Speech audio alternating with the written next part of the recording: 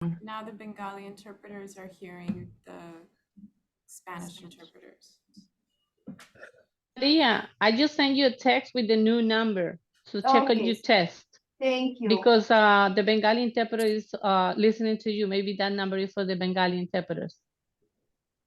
So this is the number. I just took a screenshot and sent it over to you. Yes, because I was using the Okay. first one, it didn't work. So let's start, and then we can switch when it's your time.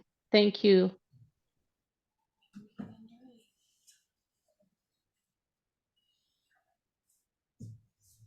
Okay, so We're good, Nancy. should I go ahead? Yes. Okay, thank you.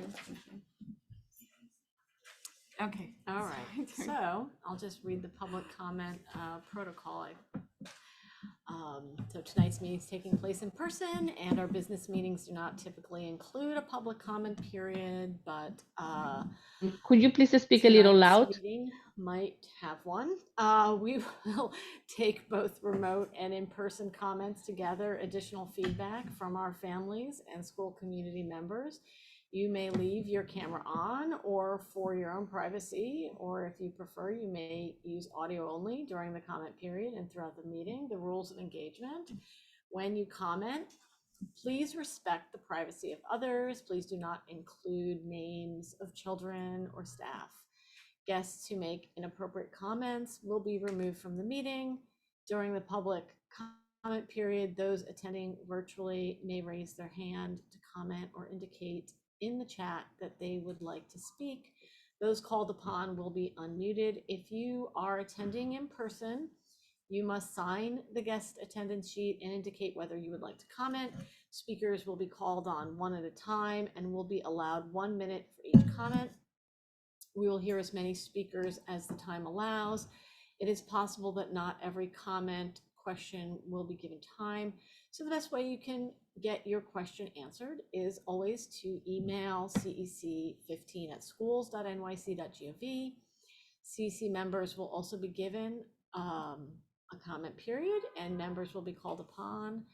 They are each permitted 1 2-minute comment or question. If members do not have a comment, they may cede their time to the chair. Thank you so much. And the next thing on our agenda is a vote on the minutes. As we don't have quorum, we will not be voting on the minutes. And we have a vote on resolutions, which we will put to the following meeting. So we will not be doing that. So we will move on to, we have tonight Jenny Fox, who is coming to present for sponsorship of the screening of The Right to Read. Jenny, why don't you sit over here, because the microphone's here, and I'll just turn my screen and then you have the floor. The microphone is on, and there you go. Hello. I'm here tonight I want to do a screening of the Right to Read movie in our community. I'm sorry, guys. You need This to speak movie a little was loud directed because by it's. LeVar Burton, and it addresses the reading crisis in America, where 37% of fourth graders nationwide read below grade level. And I think the numbers in New York might be even lower. The Right to Read film frames literacy as the greatest civil rights issue of our time, and it largely features the work of Kareem Weaver, a literacy social justice activist based in Oakland, who's also a member of the New York City Literacy Advisory Council. Emily Hanford from the Soul to Story podcast, and Kimiona Burke, the literacy director of Mississippi, where reading scores have soared, are also featured in the film, as are two families who are fighting to provide their children with the most foundational indicator of lifelong success, the ability to read. As well as highlighting many of the important social justice aspects to literacy, the film also helps to explain the science of reading, and in turn, many of the changes happening with New York City's literacy curriculum mandates, which will be valuable for parents, teachers, and community members to understand.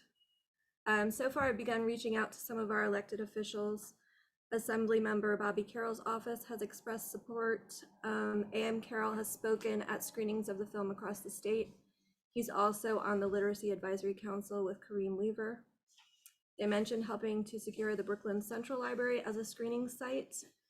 And we're considering early March during Read Across America Week, but that's still flexible and in the planning stages. We would love to have support from CEC 15 as a co-sponsor in bringing this important film and a greater understanding of literacy and the science of reading to our community. Thank you. If anyone wants to watch the trailer to the film, it's under the right to read film.org. She can play it. You can play She it? said she's- Okay, yeah. we can play it maybe. I'm not sure about the technology.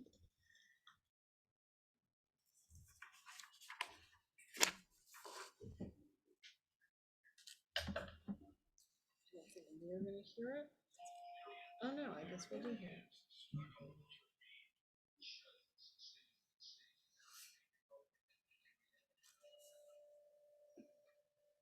When I first started teaching local literature, kids in my class, 35.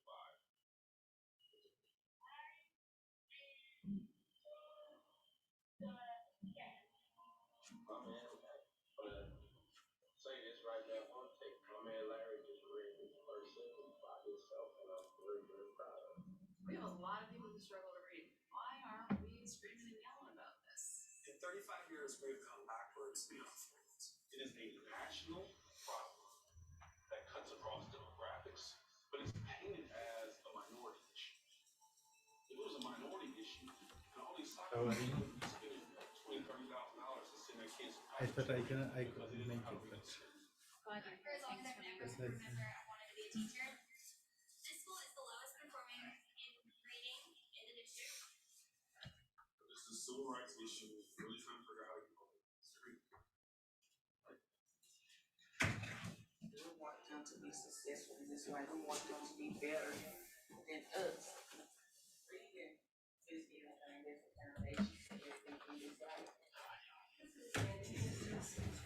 It's one of the most solvable issues of our time. Well, that is. Yes. Everybody deserves the right to read. Literacy is for all. So that's what I've dedicated my life to. Frederick Douglass said, once you learn to read, you will forever read. This is not a fight. This has been going on for generations. Here's somebody, a new teacher, who was desperate enough so she had to literally fly under the radar to teach kids how to read. I want to make sure that all students have the opportunity to be with a teacher who has learned the science of reading in order to crack the code of reading.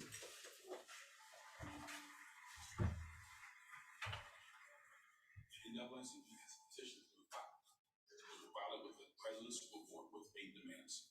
The question is today, do we have the political or do we have the moral courage to use literacy as a vehicle to include all?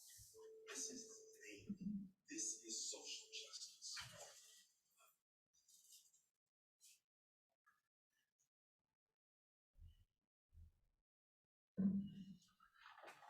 Millions of Oh, wait, stop. It was good.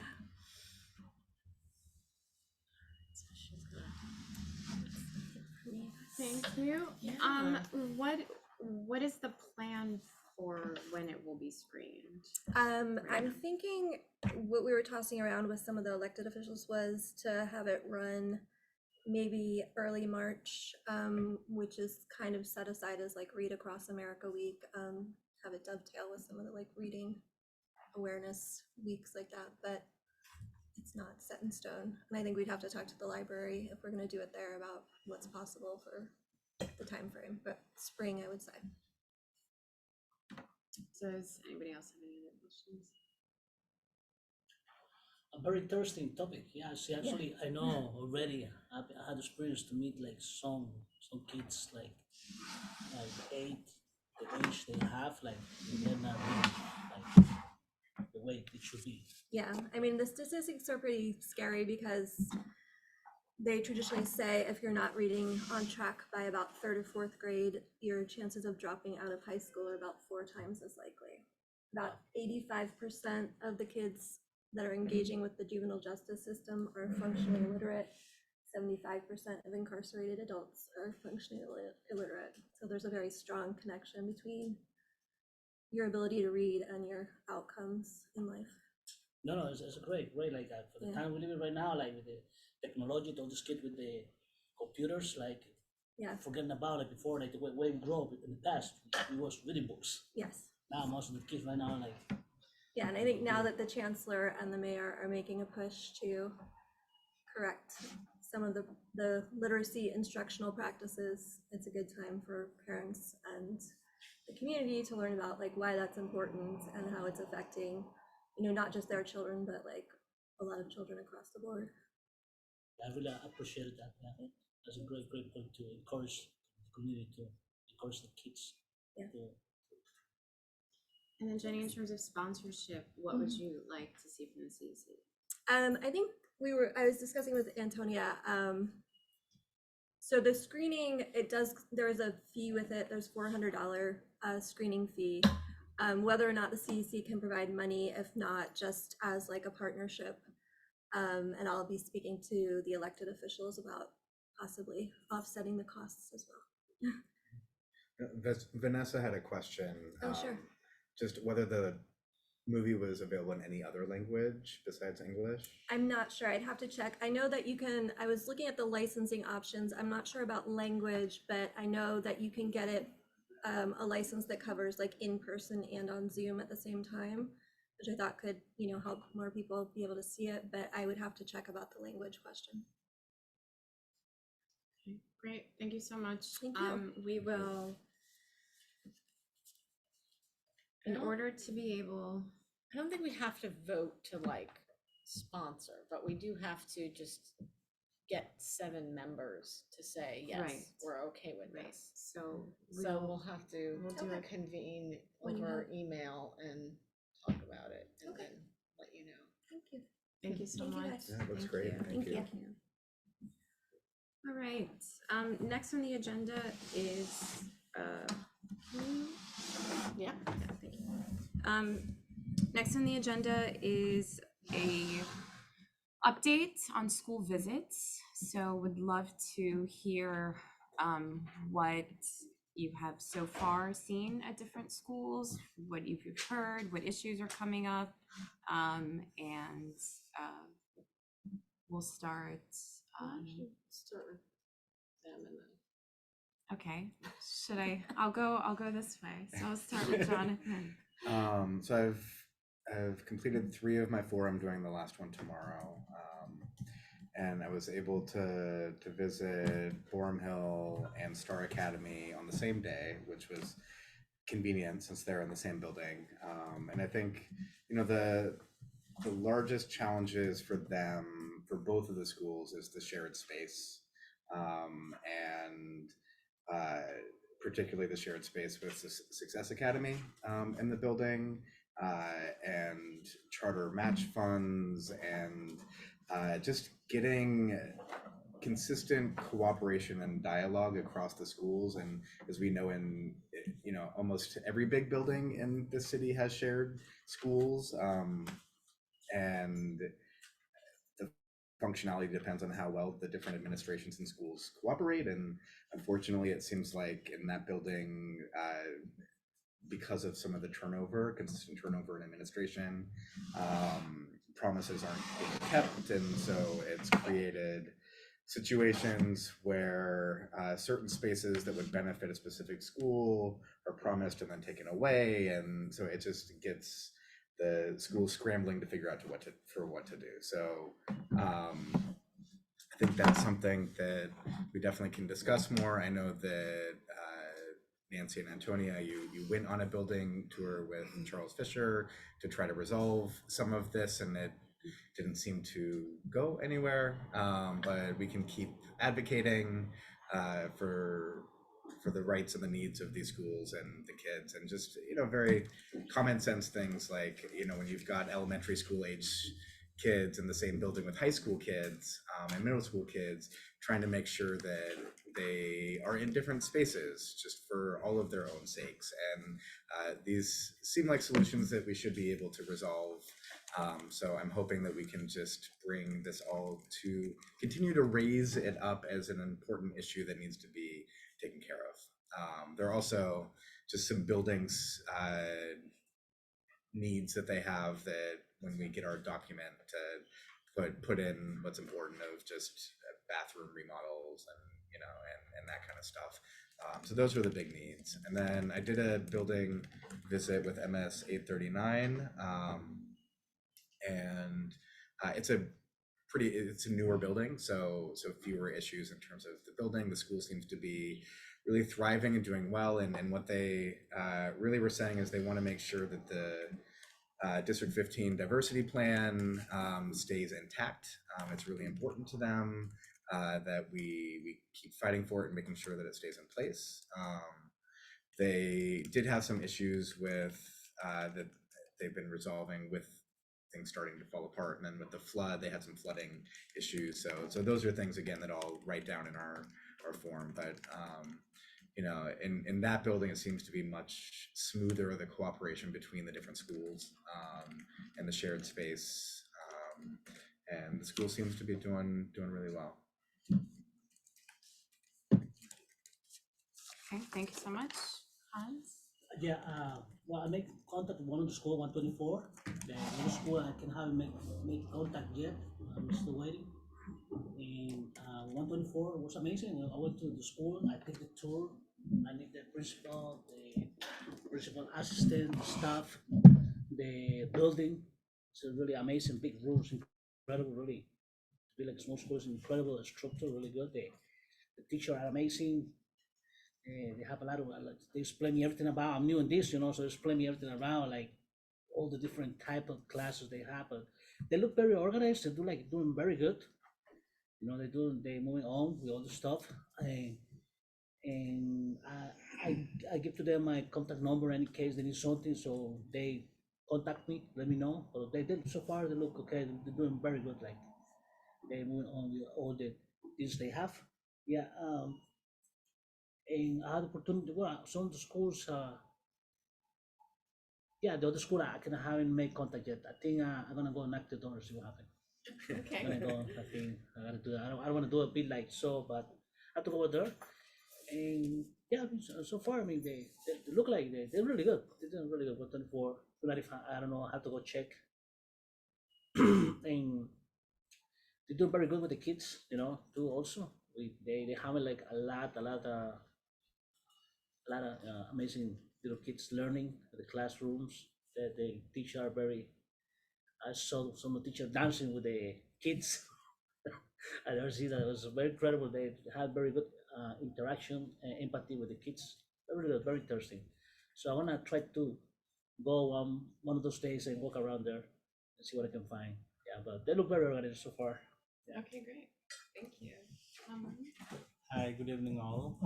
I visited two schools on Sunset Park, 404 Fourth Avenue, and I met both of the parents coordinator, but unfortunately the principals were absent, both of them. That's why I didn't discuss that much, and I told them that I'm going to make an appointment with the principals, and I'll go and then discuss further. But to me, the environment was okay. When I went there, they did welcome me, and they were very friendly. So hopefully, when I go next time, they will, talk to me even more friendly way. And also PS32, they called me. They're gonna call me when they have meeting. So they already reach out to me from their side. So I'll go there later on. Thank you. Thank you. Hi, everybody. I visited PS 172 in September. They have a long-term construction project underway, and whenever we have the document to fill in those details, I'm happy to do so. Nothing else to report from there. The second visit I did a few weeks ago in October at elementary school, second grade through fifth, and new middle school, 676 in Red Hook. There were several issues there. There's some bathroom flooding that sort of like sewage comes out if a bathroom is used that's next to the gym. They're supposed to get a new building in 2027, and I have not heard anything back about that. So that was something that the principal asked me to check on. Two other needs for that building that people may be interested in knowing about on this meeting. One of them is that they are really looking hard for students who are migrant students. They have ample room in their 2nd through 5th grade program, and they have teachers who speak Spanish, and they have not been allocated nearly the students that other rather overcrowded schools along 4th Avenue have. And so I don't know why that is, but it would be a good idea if we could talk about where our migrant students are enrolled in our district and if there's district leadership around making sure that kids get access to the supports they need. That conversation has dropped with enrollment and it needs to be picked back up. And then finally, the last visit was to the pre-K centers, the District 15 pre-K center, one that's off 4th Avenue, not Our Lady of Czestochowa, but up the street. And it became very clear that a crossing guard is sorely needed at that school, and they have the funds to permit it, but they do not have any crossing guard candidates. So they asked for us to share at the meeting if people are friendly with crossing guards or know them, or if anyone's looking for a crossing guard job. These are pre-K students that are walking across 4th Avenue multiple times a day. And a really like they're safe, like they're taken care of, but no one really wants pre-K kids crossing 4th Avenue. The reason they're doing that is because they do not have any outside play space at any of their pre-K centers. So the outside play space could be a priority in the future. There are also meal concerns in that meatless Mondays and like vegan Fridays or whatever is happening means that food is supplemented with spice, and pre-K students do not typically desire food that is spicy. Well, they're just noticing that their students, that they have to dispose of a lot of food, and that they're serving a large number of migrant students who leave hungry on those days because the food is not palatable. And since this is a District 15 pre-K site, it seems to me that we have a lot of range to be able to ask, why is this with food service? Because when I was a principal, I remember that all of our students had to do food tastings with our food service workers in order to make sure that the food was palatable for children. At our pre-K site, it's not on Meatless Monday and Vegan Friday. So that's something that probably needs to be immediately corrected. And then the last part is that the principal there was saying that many of the migrant students do not have coats, and had asked if we could partner as a CEC to get coats for these little ones who are in 3K and pre-K, and possibly their older siblings. And it's getting cold. And so I talked to Mamoon about how this could happen, because he's really so we can do something. able to do stuff. So we're going to figure out what's happening, and then hopefully we can just get on board with that as a council. Yeah. Okay, cool. Thank you. That's all. That's amazing. I just want, I'm next, so I just want to say, I think we should bring in food service to talk about Yes, please. These more that I issue. do agree with that also, because even my daughter, she was complaining also, if they don't like the food, it's a choice. Yeah, So then they should know, like. that's the first time I've ever heard that particular issue. I mean, we have had food service come to many meetings, and they're championing this very healthy menu, but we always hear, oh, kids don't like it, but we've never ever heard it's not really age appropriate. Right. Yeah, I think there are great intentions all around. I feel confident that the food service people would be delighted to make a change. Yeah. It's just a matter of coordination, Yeah, I think. yeah. Yes, I agree with that. Yeah. And the coat thing is just, Let's do let's do it, some- Bobby. Yeah, sure. something Totally. about. There are I a mean, couple of comments in the chat. Okay. Are you referring to the comments? Yeah. There are a couple of comments in the chat. Rachel Weber writes, transportation limitations in Red Hook would be a huge barrier for folks in temporary housing not living within walking distance. And then she writes, if you share sizes of coats needed, I can help support this ask through mutual aid channels. Rachel, thank you for giving us your email. Well, they're pre-K, right? So it's probably 3s and 4s and 5s, right? Little, Yeah. little people 3 size, to 5. Yeah. 3 to 5, size 3 to 5, I would imagine. And so are you looking for, Donalda, are you looking for codes for the pre-K center specifically?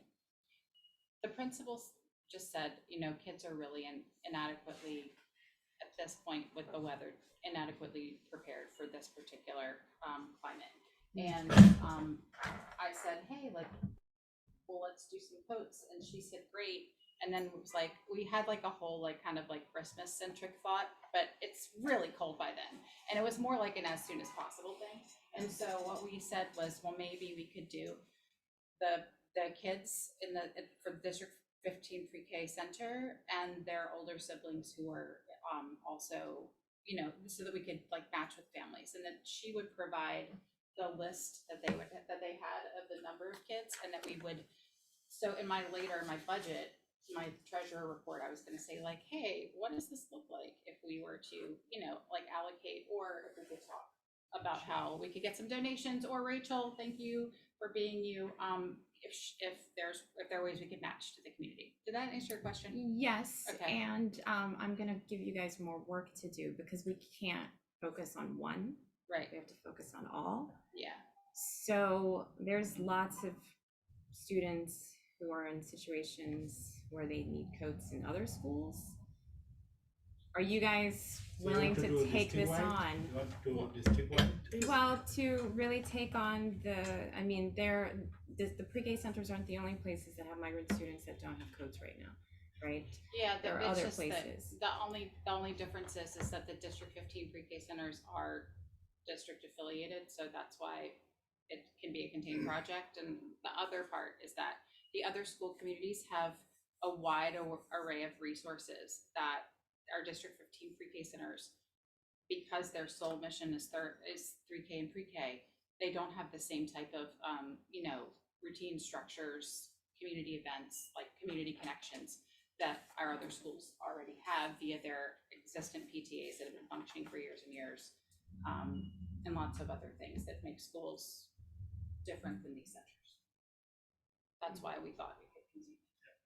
It does seem like Rachel could be a point person for the specific school if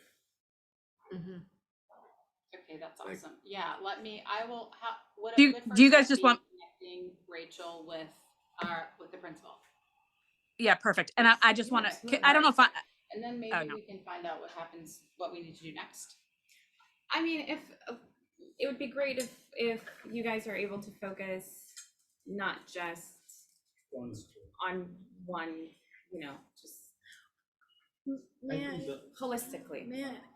may I add just, I don't think that we can use our budget Right, we can't use our budget, to do that, but sadly. if these schools, like this pre-K, sent us like a flyer with an Amazon link saying, go here, buy these coats, have them sent directly to our school, we can distribute that, and then Yes. families across the district can just go buy the coat they want Yeah, and have it shipped directly to yeah. all sorts of schools. Yeah. So, And we recently were able to do that. There was a student who was affected by violence in our community, and we were able to raise $11,000 for his family just by sending out the information to the community. So absolutely. yeah, so if there was some way to consolidate like sort of lists of these schools that need coats, like, and maybe there's like some sort of way to organize this into a communication, let us know what your schools I need in think terms she of was coats. emphasizing the Yeah. migrant kids only. Right, That's what she was thinking about, because the kids who are here with the parents, they have support. But the migrants, they are more sufferer because they don't have enough support. That's why she was trying to do something for the migrants kids only. Not yeah, other sometimes kids. it's hard to distinguish, you know, and a kid who needs a coat is a kid who needs a coat. Yeah, if they need, So- yeah, if they need it, yeah. I mean, like I remember when I was PTA president at MS88, we had kids who just lost their coat, and you literally can't send the kid out from the home, from the school without their coat. So we just had a pile. I raised money for a pile of coats they kept in the nurse's office to send the kid home with. So it's a great idea. Let's figure it out. Antonia, if we are permitted to put something on our CEC webpage about like, like that just sort of gets people to get to, matches people who want to give with people who, have a list of kids who, and sizes or whatever, that would be amazing. If we could pursue that, that'd be incredible. And in the meantime, I'll connect Rachel directly with Cynthia so that those particular 3 and 4-year-olds can get what they need right away. And you said email blast too, like Yeah, it we could could be just sent email, out, we would yeah. email blast it. Yeah, totally. Thank you so much, everyone. Yeah. Thank you. All right. Good, So good work. yeah, good work. So I represent a District 75 school, K721, which is on 36th Street. And it's a K-2, predominantly for students with autism. This is not a NEST program or an AIMS program. So it's an autism program, but it doesn't fall into those 2 buckets. The school is mostly 6 to 1-to-1 or 8 to 1-to-1. They have 6 classes in total, and they were impacted by the flooding because, as many of our schools were, they had the toilets in the basement that were overflowing, and they have a gym space and sensory rooms and instructional spaces in their basement that got impacted. Is kind of like the same story we've heard around all of our schools. They do have a Reso A grant for a playground, for playground equipment through their city council member, but the project got delayed because it became more expensive, and the funding was promised, but it has not begun. Their wish list is they would like a rooftop playground,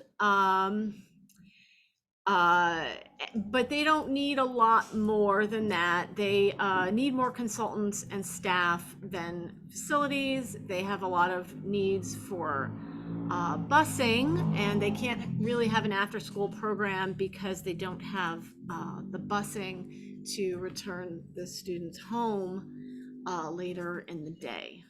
I will also note that this is it's a District 75 building that's not handicapped accessible, which is sort of odd. And what else did I learn about them? They have great retention of staff. They have bilingual Spanish and Mandarin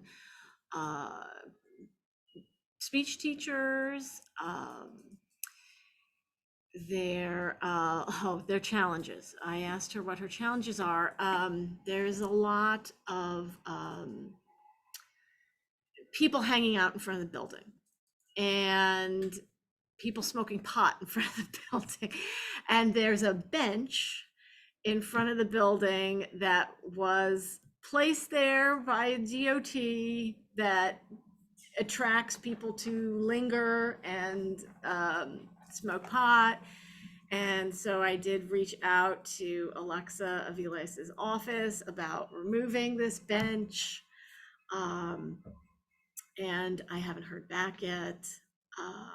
And sometimes the school doesn't have a school safety agent, which is one of their other challenges. I also represent PS 958, which is on 5th Avenue in Sunset Park. It's a brand new building.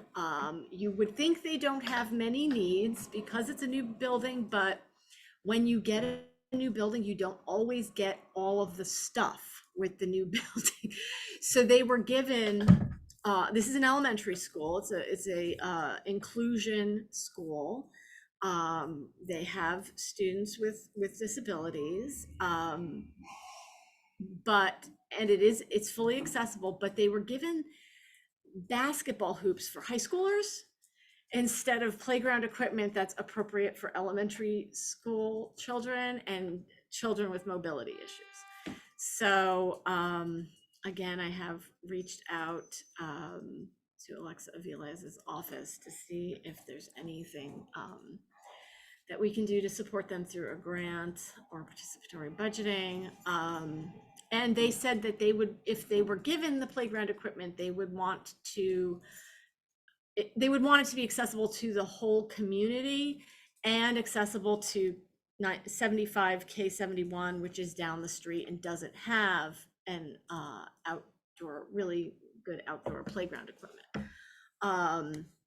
The principal also Centro. highlights the fact that Entonces, funding new también schools los is completely fondos para las dysfunctional, escuelas and she realmente es gave me algo a really good disfuncional. lesson Ella on this. This realmente is me dio just una buena lección extremely sobre esto complicated, también. Un and poquito complicado realmente, pero basically they based básicamente their student ellos funding and funds based on the previous year's enrollment in spite of having a growth of 60 students.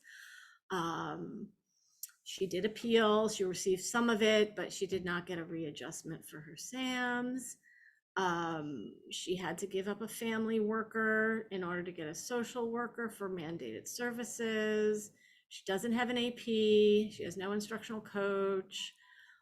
She did not get any Title I funds this year, but she's going to qualify for next year. And that, again, is because they based it on the previous year's enrollment rather than the current. So basically, these new schools are not fully funded until they're at 5th grade, till they're like completely like full. So this is a real struggle for our new schools. And so basically that's the biggest challenge is the funding that's just inherent to new schools. So that's what I've got. Okay, thank you so much. And I visited PS 29,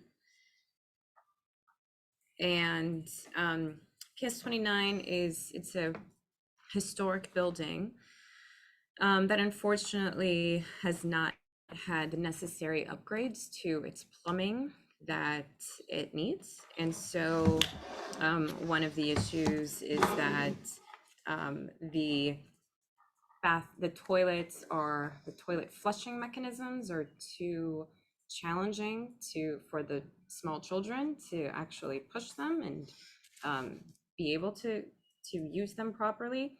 But on top of that, the plumbing gets backed up because of the old plumbing. So right now they are waiting on having these mechanisms installed, new mechanisms installed. They're waiting for some arrived, but there's another thing that needs to arrive in order to be actually possible to install these. So it's, you know, it's a process, right, to get these things done, sadly. So they're waiting for that to happen so that the new mechanisms can be installed, but that doesn't solve the problem with the leaks that they have. I saw a bathroom that had leaks over a toilet stall, so that toilet stall is not in use. So lots of issues that they've had with plumbing. They have about 25 to 30 doors that have been delivered in the past several months. And these doors have not been installed because they need to be able to get the people in who will be able to install these doors, and the process of getting them to come in and install the doors is yet again a process. So things are, you know, waiting to happen.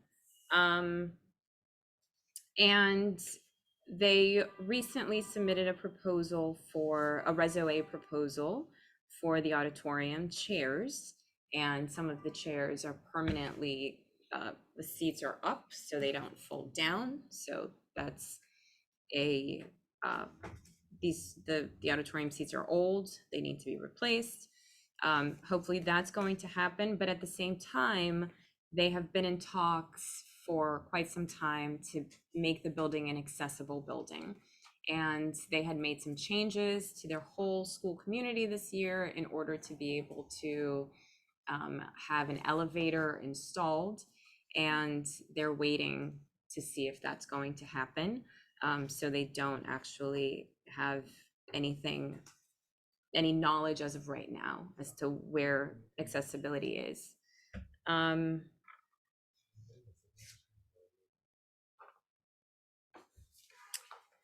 And that's all I have to share.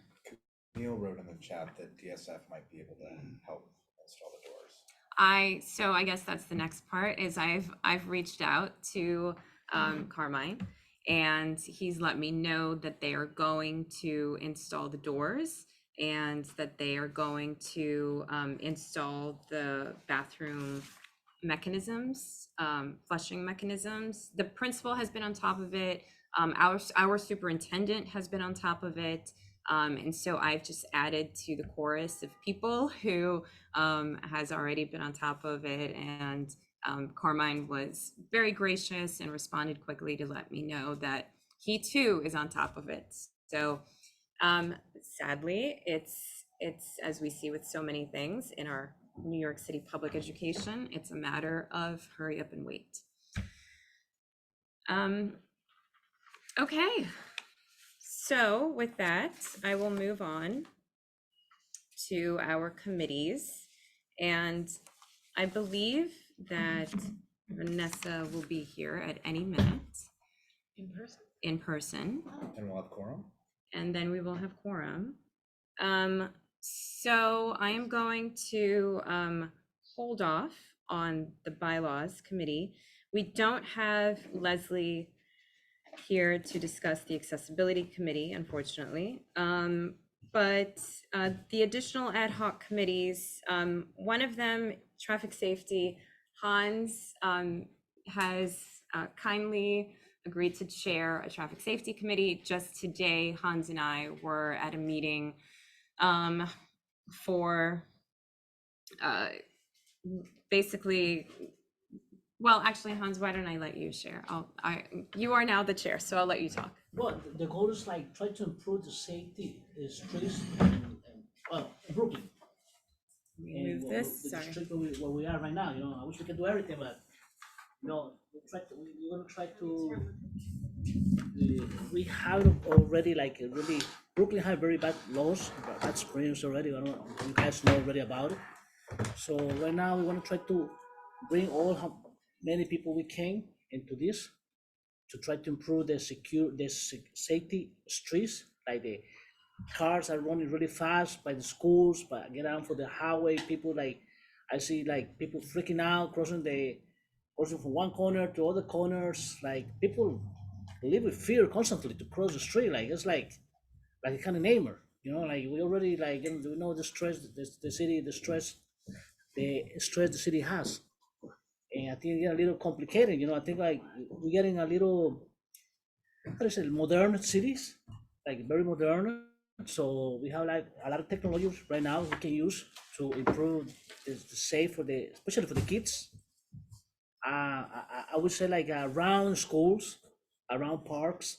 No, that would be a great initiation for everybody. We have a meeting this morning. A lot of people were giving ideas, and we select a few points to try to see we can have a meeting with Major Adams to spoke about it.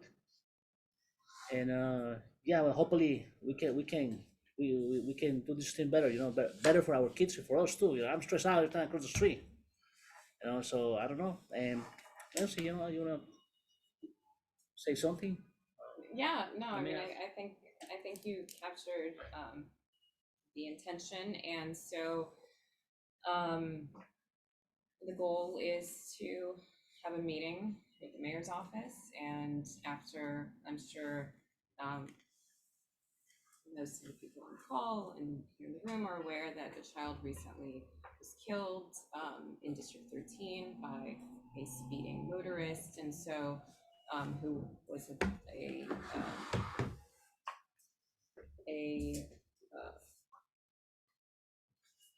police,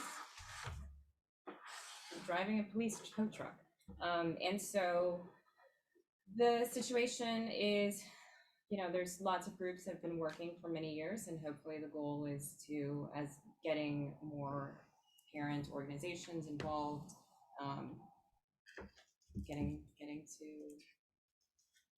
make some change in the situation. And one of the issues that came up was the same issue that came up in terms of the pre-Ks, which is, though there needs to be more funding for crossing guards, one of the issues is that there aren't enough people who are able to do this job, because you're not getting paid much and you're working hours that are just not really very consistent. So today someone raised in this meeting, someone raised the question of, does anybody know maybe grandparents or, you know, other people who maybe are retired but might want to have a little additional income and might have more flexibility with their schedule so that they could be crossing guards. So that's one avenue to pursue. Okay, and Vanessa has arrived at, I believe, 7:24 p.m. We do have quorum, and since I'm in the additional ad hoc committees line, I will also mention the Language Access Committee. We do not have a Language Access Committee. Donalda, I had asked you if you would be interested. You can let me Along know. with Hans, I think, yeah, when we were trying to get our in-person translator or interpreter for uni. Right. You didn't respond. I don't know if you're interested. I responded to the email, but I was really more urgently hoping that we would have an in-person interpreter for our elected Mandarin speaking council member. And it has been a long journey of learning how interpretation works at the DOE. And so we, back in August, had spoken with the DOE to inform them that we would need interpretation both remote and in person. We were then informed that we would not be able to have both remote and in-person interpretation. We would need to choose between remote and in-person interpretation. We did have in-person interpretation at our August meeting. We wanted to be able to have both remote and in-person interpretation. So for our September meeting, there was one meeting where we knew that our Mandarin speaking council member would not be present, so we did not secure interpretation in person for that meeting. For the following meeting, we did secure an in-person interpreter through our superintendent. And unfortunately, she was not here for that meeting. The following meeting, we also secured an in-person interpreter through our superintendent. Again, unfortunately, she was not here for that meeting. And so I believe the meeting after that, I guess we're now. Oh no, the first two meetings, she was able to bring her friend to interpret. Which is really not it should be the DOE that is providing an interpreter for someone. Nobody should have the responsibility of bringing their own interpreter. So we have gone back and forth with the DOE, and what we learned is that we are not able to pay out of our own budget for a DOE interpreter. So that is where we had recently landed, where this teacher who had come twice through the superintendent's office, we wanted to pay her to continue coming. We've been informed we're not able to do that. And we have been at least 5 times now informed by the DOE that we cannot have both in-person interpretation and remote interpretation. We've been informed that we must choose one or the other. And so what we were told on Friday was that we would be able to change the interpretation for today's meeting to be in person. And so we actually initially had planned for the interpretation to be remote, and we were going to have the teacher come and we would pay her out of our budget. We were informed we couldn't do that.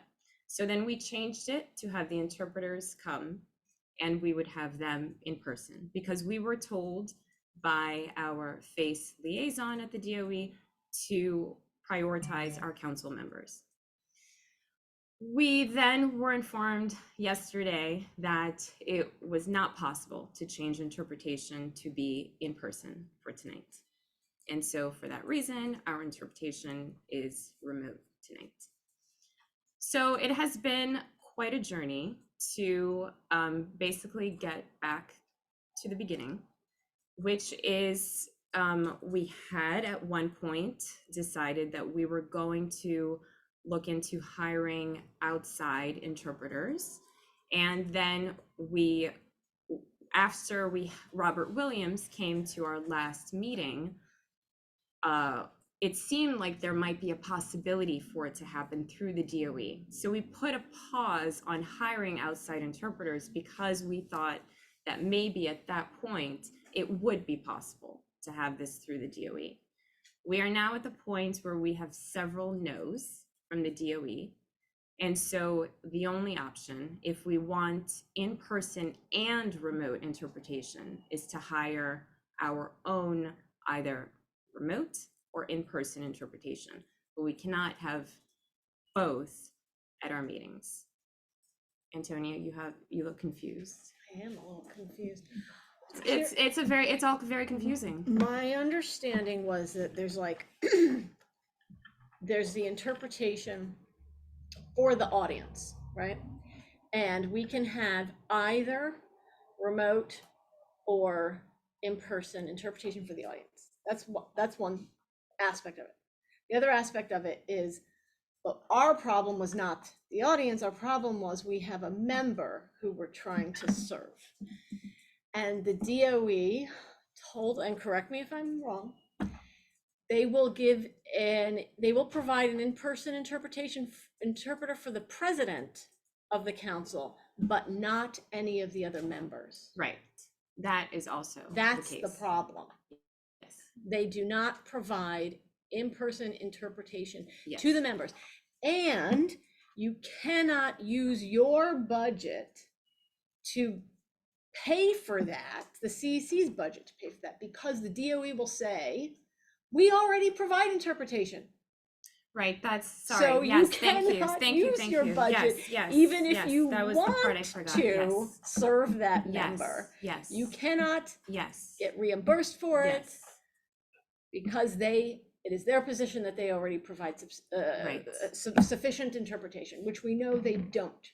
Right. So it would Thank you be for adding that. lovely if there was a committee formed around this that came up with a resolution that said, DOE, please provide our members that require in-person interpretation, that service, in addition to Right. the interpretation for the public. Yes, the reason and now I'm remembering, we had one email from one person saying to use, that we are not able to hire a DOE employee, we would have to hire an outside We can use our employee, but budget then- for it, right, But then period. the overriding email was that we actually can't hire anybody. No. Yes, thank you, thank you. They won't give us. So the money that's why back. we really need a language access committee Yeah. to, as Antonia just said, to write a resolution and to really figure out how do we untangle this web that they have woven that is not serving our council or any other council for that matter. At least now they know. They know it's a problem. I'm glad to write the resolution. I just am not in the habit of taking on unmanageable situations and deciding that they're going to become manageable due to my hard work. My 20 years of service with this organization professionally have taught me that the rhetoric of the organization and the actual provision of services to people who do not speak fluent English or read fluent English is the disconnect is deplorable. I'm glad to write the resolution, but I will not lead the language access committee because that is not where my best work will be done. I am too outraged by the doublespeak of face to be able to do that effectively. It isn't appropriate that we have democratic elections in this city and that people who do not speak fluent English are elected by parents in their schools and across our district.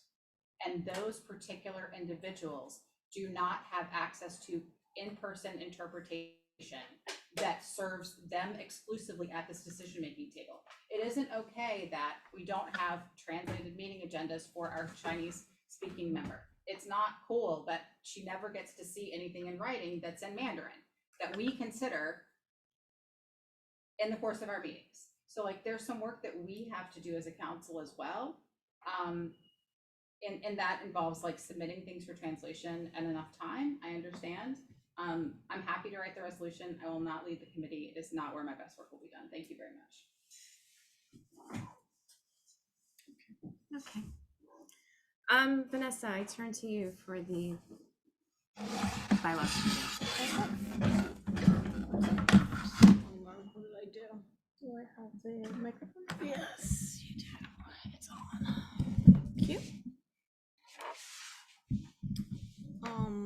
I just, based on the information that you just provided, I think it's important also to acknowledge where there's room for growth and where we have discussed within the CEC where we can and it's within our means to do some advocacy or do more,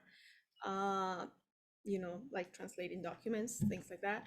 But I do think that there has been due diligence in reaching out and trying to find the tools that are at our disposal.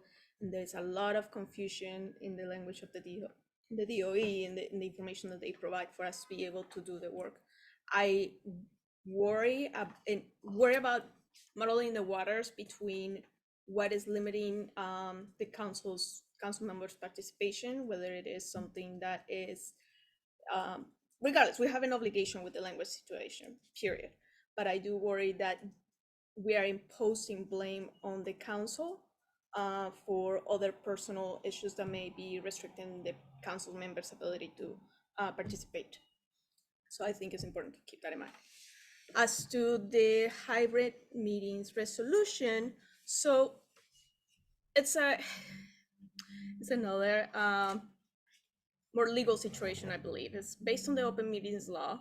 As you all recall, because of COVID, we were able to move into a hybrid positioning because the governor allowed us to, any public body was allowed to conduct all these meetings online, but then it was changed back in, I think, May of last year-ish. In a way that if any public body wants to have meetings remotely, there has to be a resolution allowing for this, and there's certain conditions that we have to take into consideration, and I can go more into detail on that. But the bottom line when it comes to the bylaws committee is that we need to decide, one, how those meetings will be conducted, and two, who will be participating in those meetings, to understand how we will conduct the meetings. Why? Because if we create a committee, which was the original intent, creating a committee of people from this council and perhaps opening it up to the public, that will become a public body, depending on who participates in it and the extent of a authority that that committee will have within the council. And based on this, they'll have to obey by the open meetings law, or they may not be constricted by the open meeting law. Regardless, I think that the big picture, if we step back for a little bit, is that we are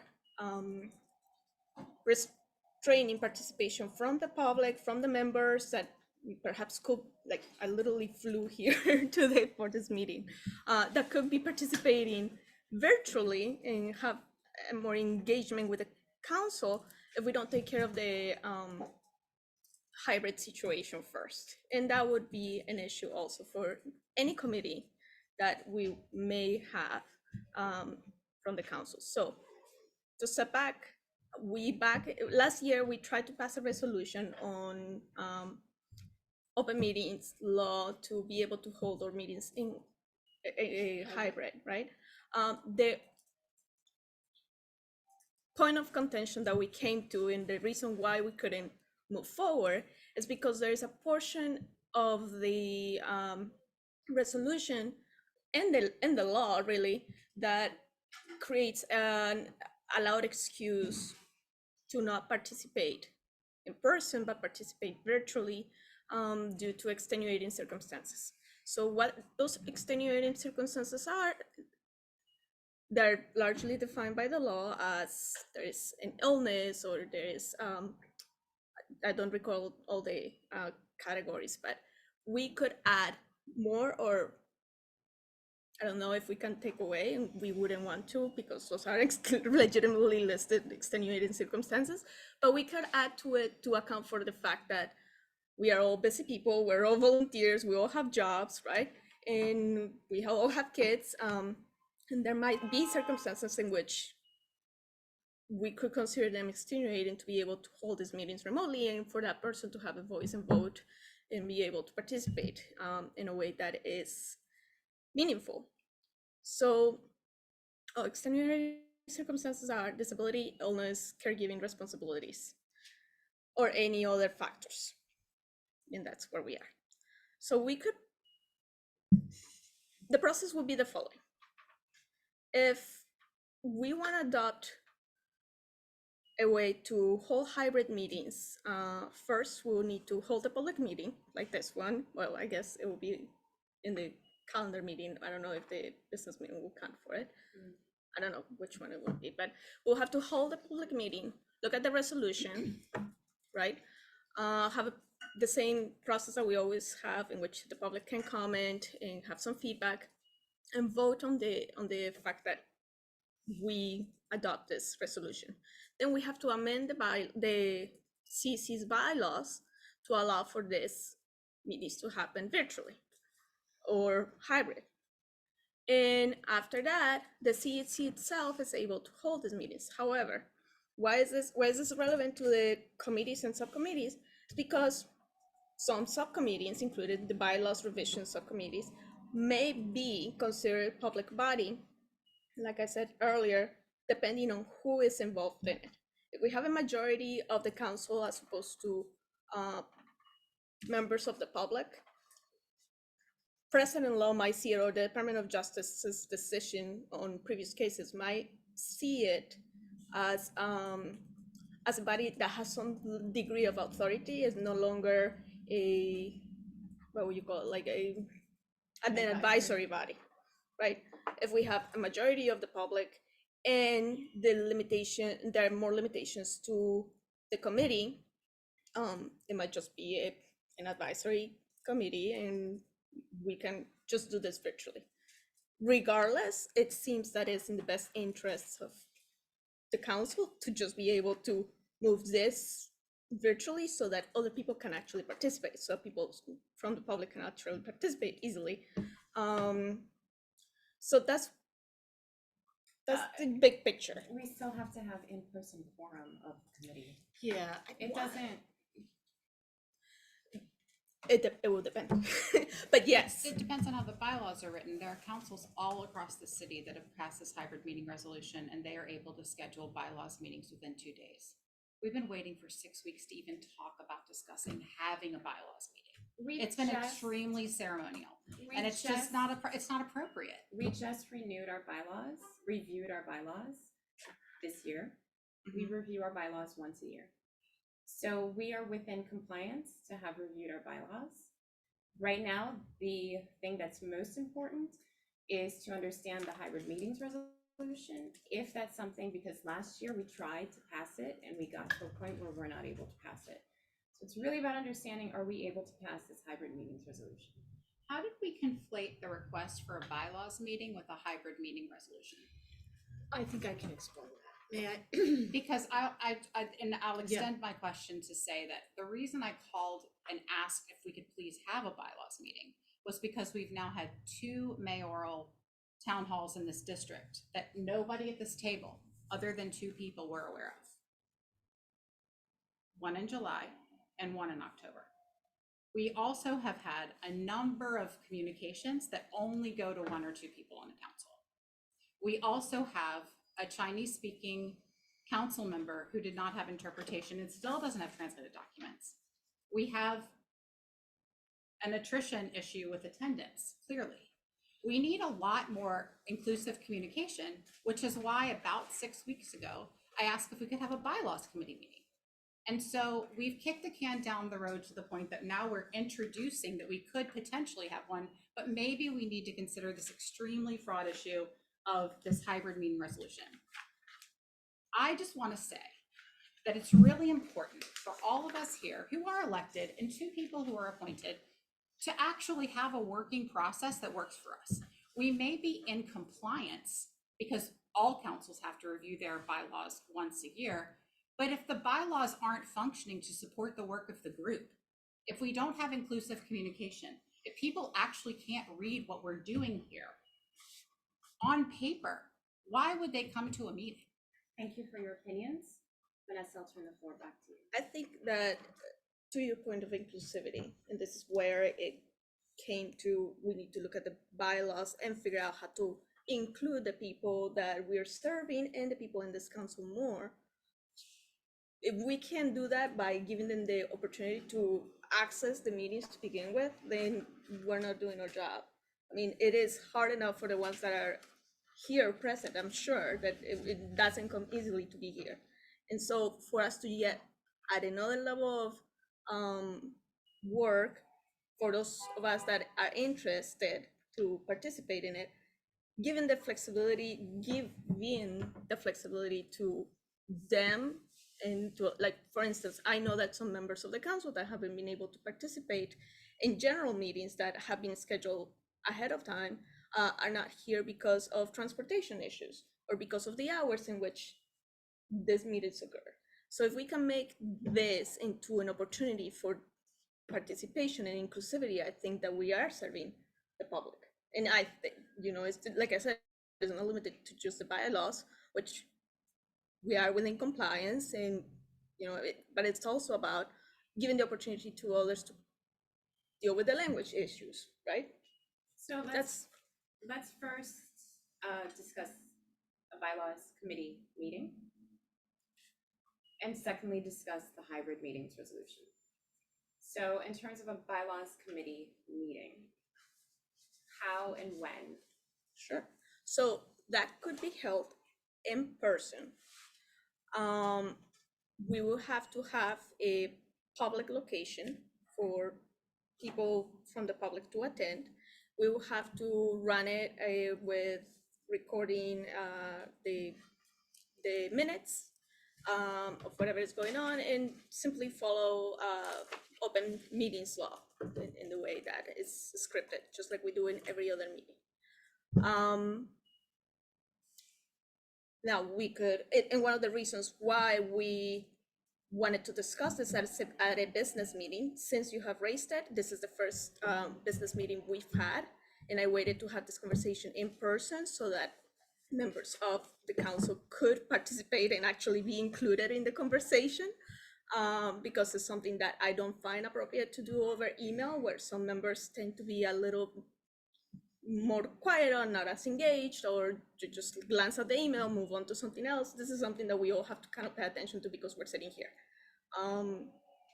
So the reason why we delayed it to speak about it today is so that everybody here is invited and understands what's at stake and what the responsibilities will be in attending in person. That's how we will operate. Now, because we don't have urgency on changing the bylaws immediately, that we'll have to have more flexibility to be able to make it happen in person, because it's just more challenging. That's the reality of life. And so how do you want to go about to propose a date for the first meeting? My proposal will be to do it in hybrid method, because probably will take the same amount of time to be able to coordinate an in-person meeting than to be able to pass this resolution to do a hybrid and to be able to actually include more people. So that's my proposal. That's what I So you stand. would propose to pass the hybrid meetings resolution first, so that we would then be able to hold a hybrid bylaws meeting. Is that what Committee. you're saying? Yes. Committee, sorry. That's what you're saying. And I'll add to that the reason why is because I would like this committee to not just have people from this council that to us and Rick has already committed to being here and working on these issues, but also people that that are leaders in the community that could inform us as to aspects that they believe are important to parents and other people that we serve, principals or whoever else it may be. I think that's a good point. We can't have any of our committees meet virtually until we've passed a hybrid meetings resolution. So in order to be able to do that, we do need to pass the hybrid meetings resolution. Okay. That's just So my then- opinion, but I'm happy to hear any others.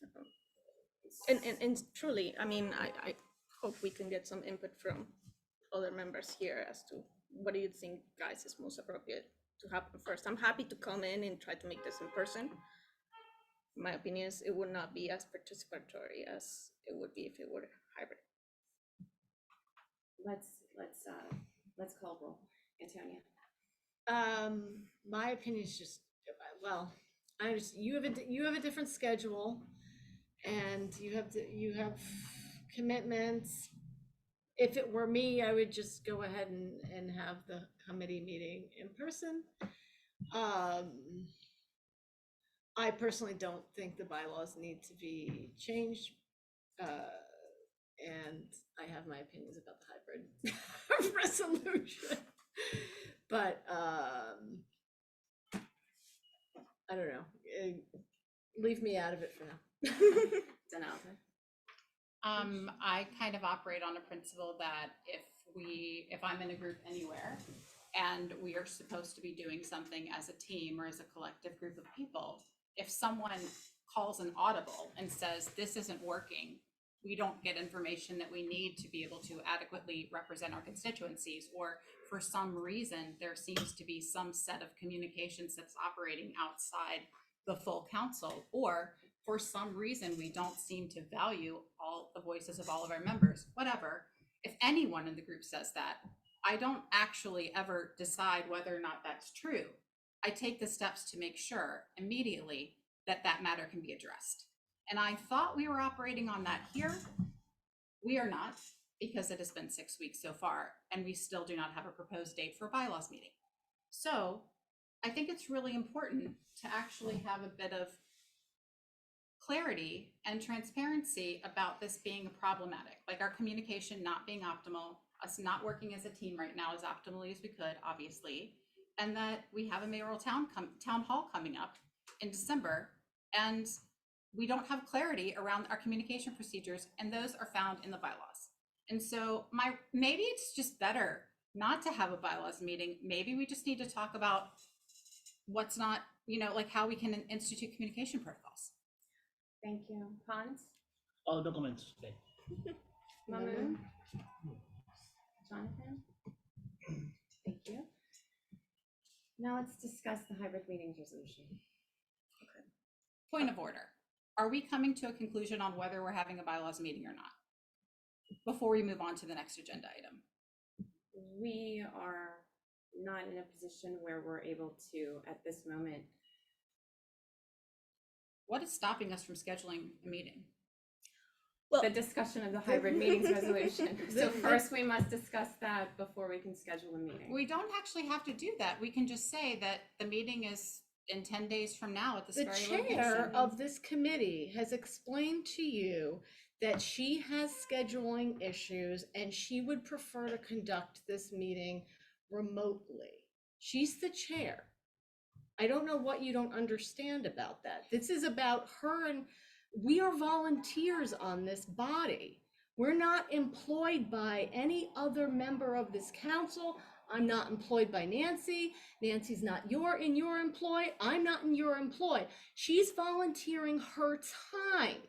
And she has just explained to you that her time would be more wisely used by doing it in hybrid, and she would like to conduct this meeting that way. And the only way we can do that is if we pass this, yes, very contentious hybrid meetings thing. That may not happen, and the chair may have to accept the fact that this meeting may have to happen in person. Which again, I'm. But we willing have to do. respect each other's time as volunteers on this body. And I will add to that that I'm not the only person. Again, I would like this to be open to valuable participatory voices, and I do believe that that will be better achieved if we open up the ways in which people can participate as opposed to just physically.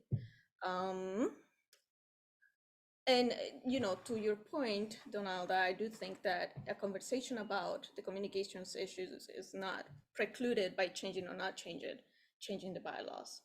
It's just something that we can put on the agenda, discuss, figure out where you think the failures are, and figure out how you want to go about it. It doesn't need to be.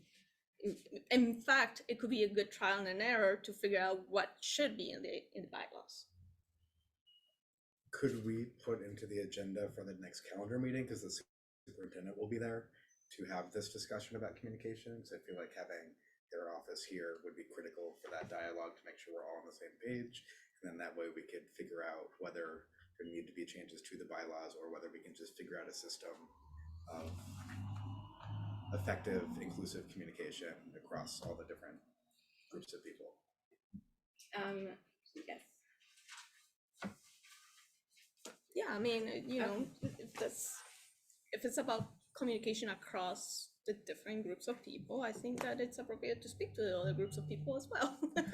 Can we read the hybrid meetings resolution so that we can discuss it? Sure. Oh, actually.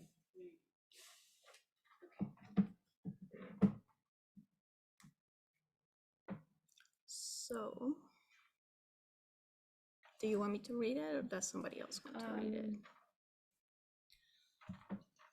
If your choice. Please, yes, go ahead, please. Okay, so as I mentioned, this was drafted last year. You guys are welcome to add, comment, whatever you feel appropriate. The CEC resolution on hybrid meetings.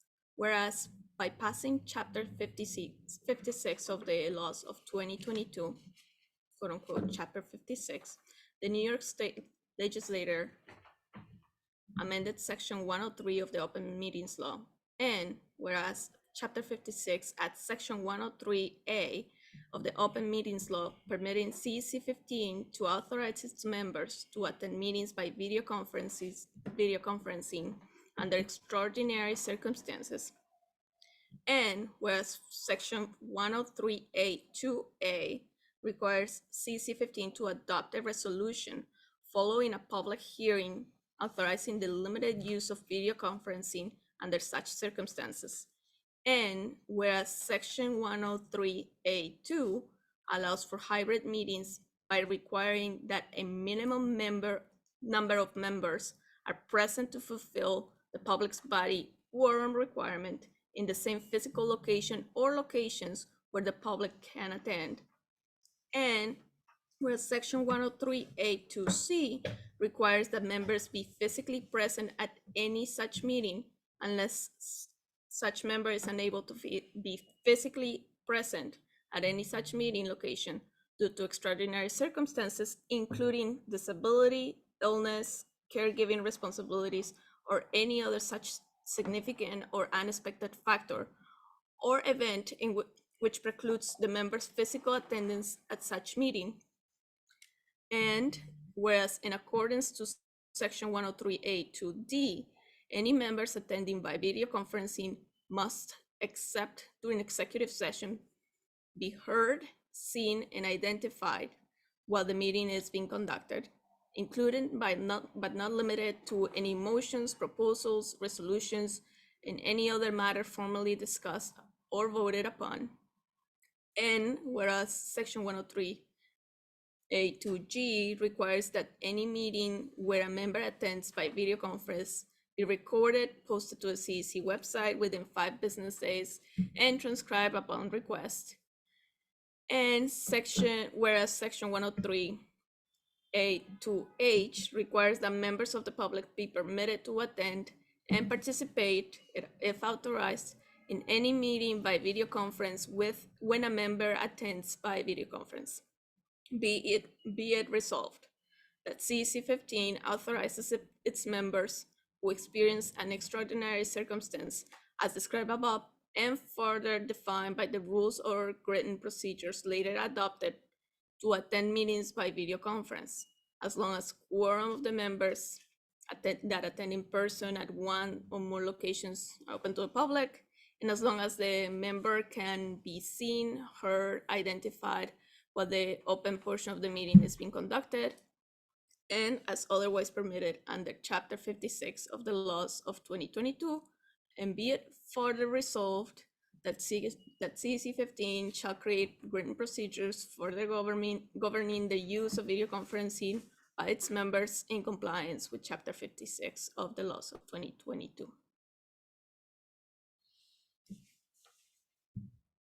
Thank you so much. Sure.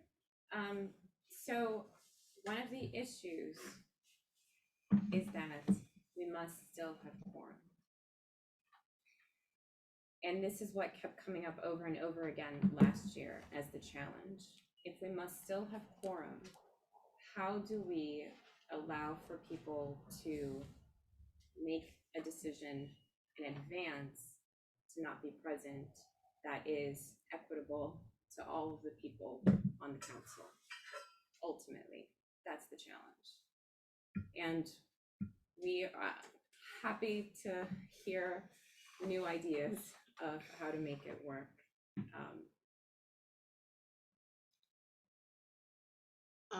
Well, first of all, I just want to point out that technically it can't be in advance. It has to be an emergency.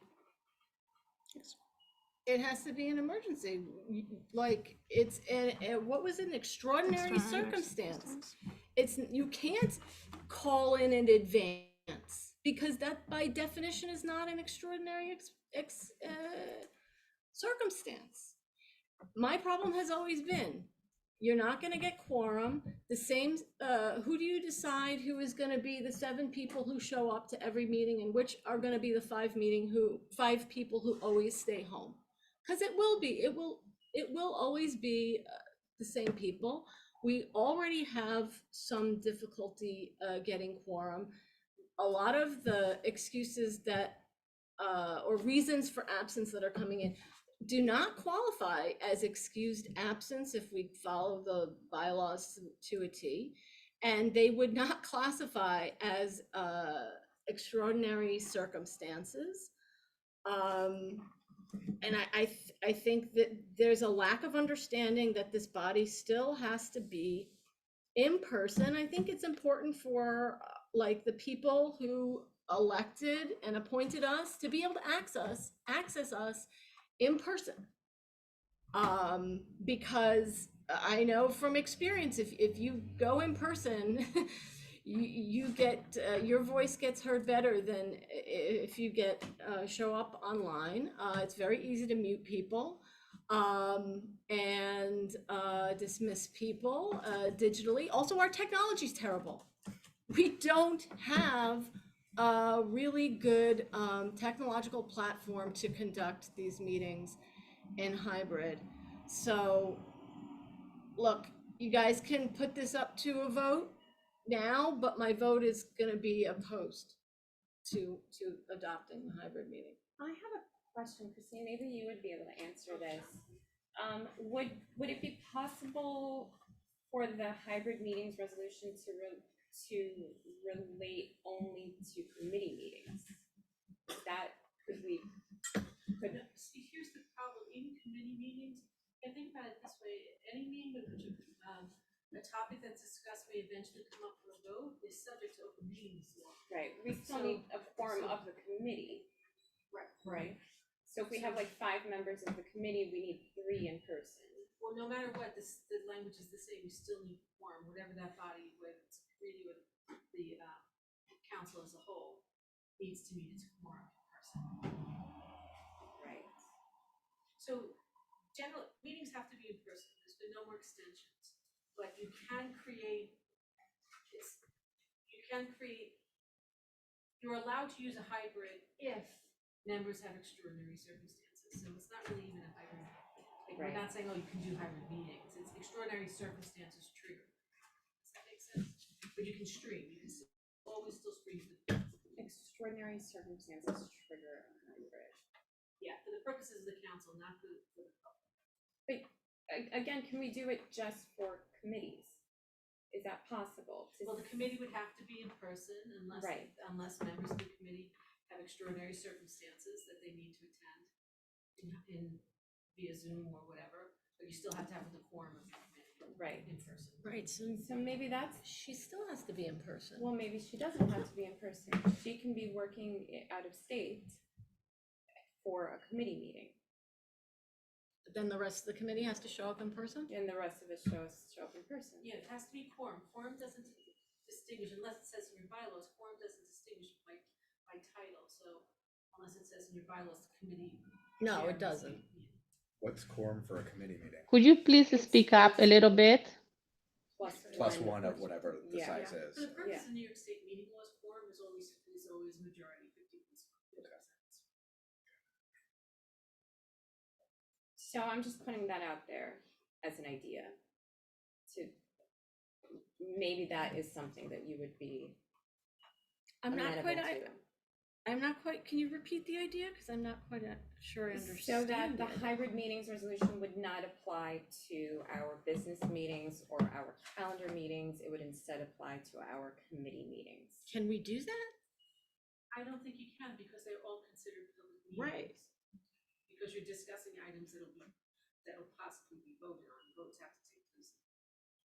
But I mean, we would still have quorum for the meeting. We would just allow whichever member has an. But you're doing that for your general council meetings as well. No, I'm saying we would not allow that for the council meetings. The resolution would be specific to committee meetings. That's the question? Yeah, that's what I'm saying, it really can't be specific to, because they're governed by the same rules. I understand. Okay, got it. That's my understanding. Okay, it's all or nothing. It's public body, so, It's all or nothing. right, the committee will be considered not advisory. Right. Will be considered a public body and go on. Right, it's considered public by open meetings because you're discussing something that. Right. So, I mean, from the emails we received today, there's one person who had, from the email, or the emails that I received in the last week, really, about today's meeting, there's one person that I would say had an extenuating circumstance that came up. So that one person would then be able to vote Only if we pass this. tonight. No, I mean, if that one person, if we had passed this, that Yeah. one person would be eligible to vote. Right. And I think that's where it also creates more of a challenge, because what about the other people then? Are we in the moment deciding who has a circumstance that it gets This is complicated? where It we gets got Like would complicated. work travel count as extraordinary? It does, Right.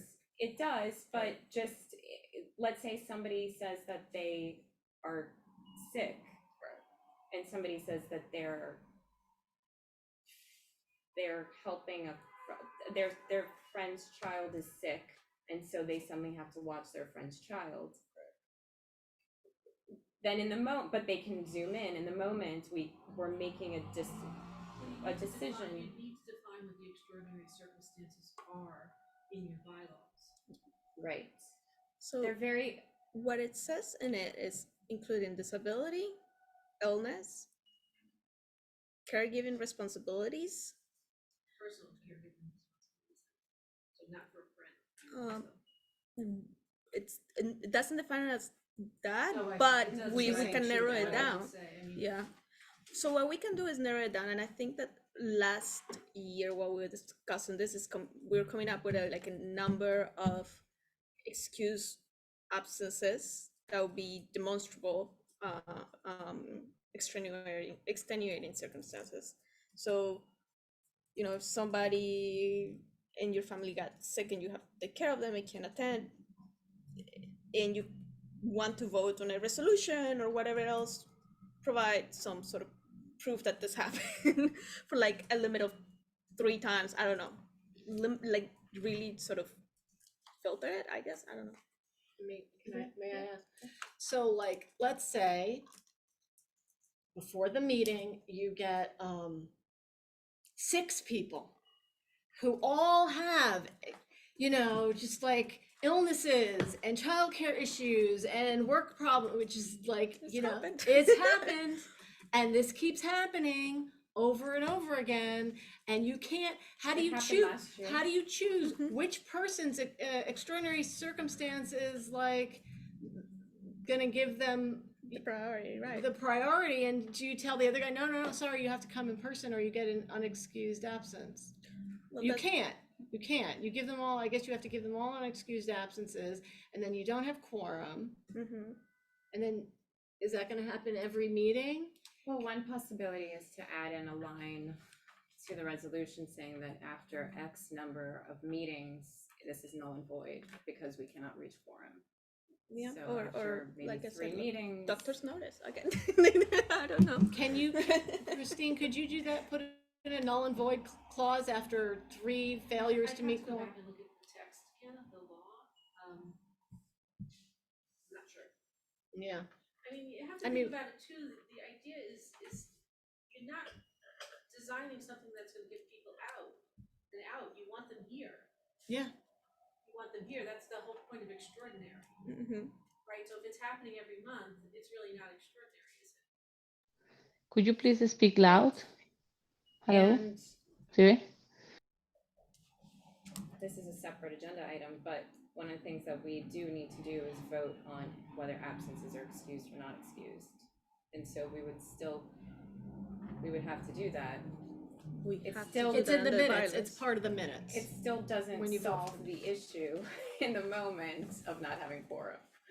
So after the fact, you're dealing with it, but in the moment, it doesn't solve the issue.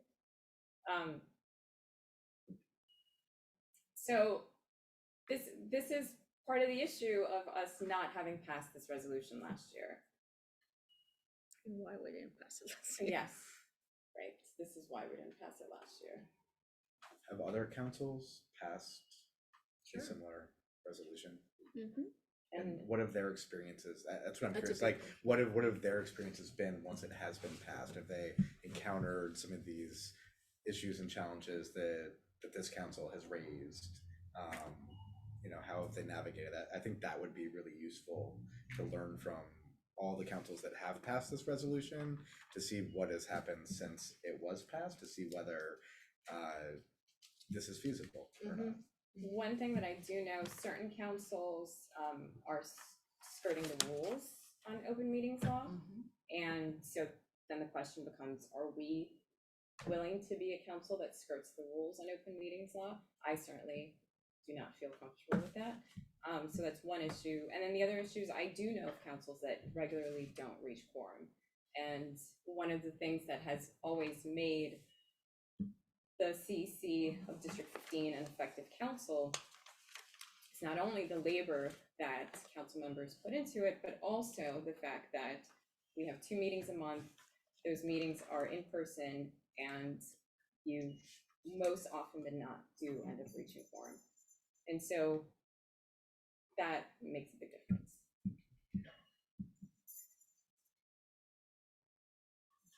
So with all that said, then I mean, we certainly aren't voting on this tonight because I'm Antonio, you've opposed. already said you wouldn't vote for it. But moving on from that, now we go back to a bylaws meeting schedule. So What is your availability? That's really if the question. generally speaking, I can meet so long as I know a week in advance, I can assign any time to meet remotely. Period. In person is more complicated because I do have frequent travel, travel, and it's more or less unexpected at times. So I can log in on Zoom from anywhere, anytime, and so long as I know a week or two in advance, we're good to go. Yeah, you know, any member could email a proposed bylaws change to the president, and the edits could be made by you or anybody assigned to the task, and the council could put it on the agenda and vote for that bylaws amendment without a committee. That can fully happen. If you and another member wanted to sort of just examine the bylaws and propose it, you don't even need a committee to do that.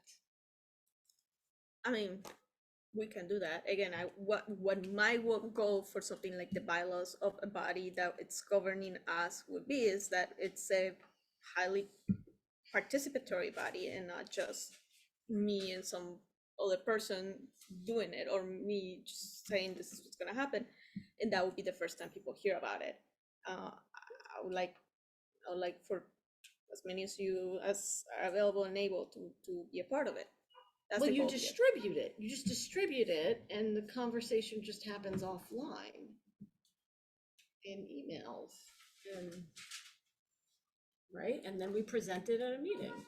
You have to present the bylaws changes like multiple times. We can do that. Christine, I have another question for you. From my understanding, without passing the hybrid meetings resolution, if we choose to have advisors from outside the council on the committee, we are able to hold the meeting virtually with quorum of council members in person, even if we don't pass the hybrid meetings resolution. Is that the case? Yes, but you can't excuse council members for extraordinary circumstances, which you don't have that. And so if Codified Vanessa yet. were to zoom in, which can she, I mean, we're not gonna bar her? Do we bar her? I don't know. Do we bar her from zooming in? No, but it has to be in person, and it has to have quorum Yes. in person. But technically, my understanding is that without your resolution, you don't have a codified for extraordinary circumstances, So then she has to be in person. Okay. So this is, thank you, Christine. So this is where yes, go ahead, John. But couldn't she zoom in, still listen, add comment just as a member of the public, but not be a voting member of the CEC for said meeting? You can't split her down the middle. No. Okay. So Good try though.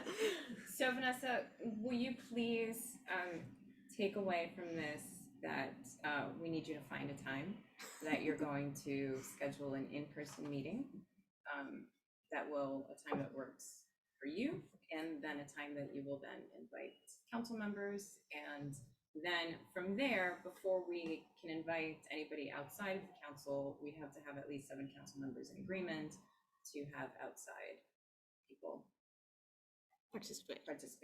Okay. Yes, I definitely can do that.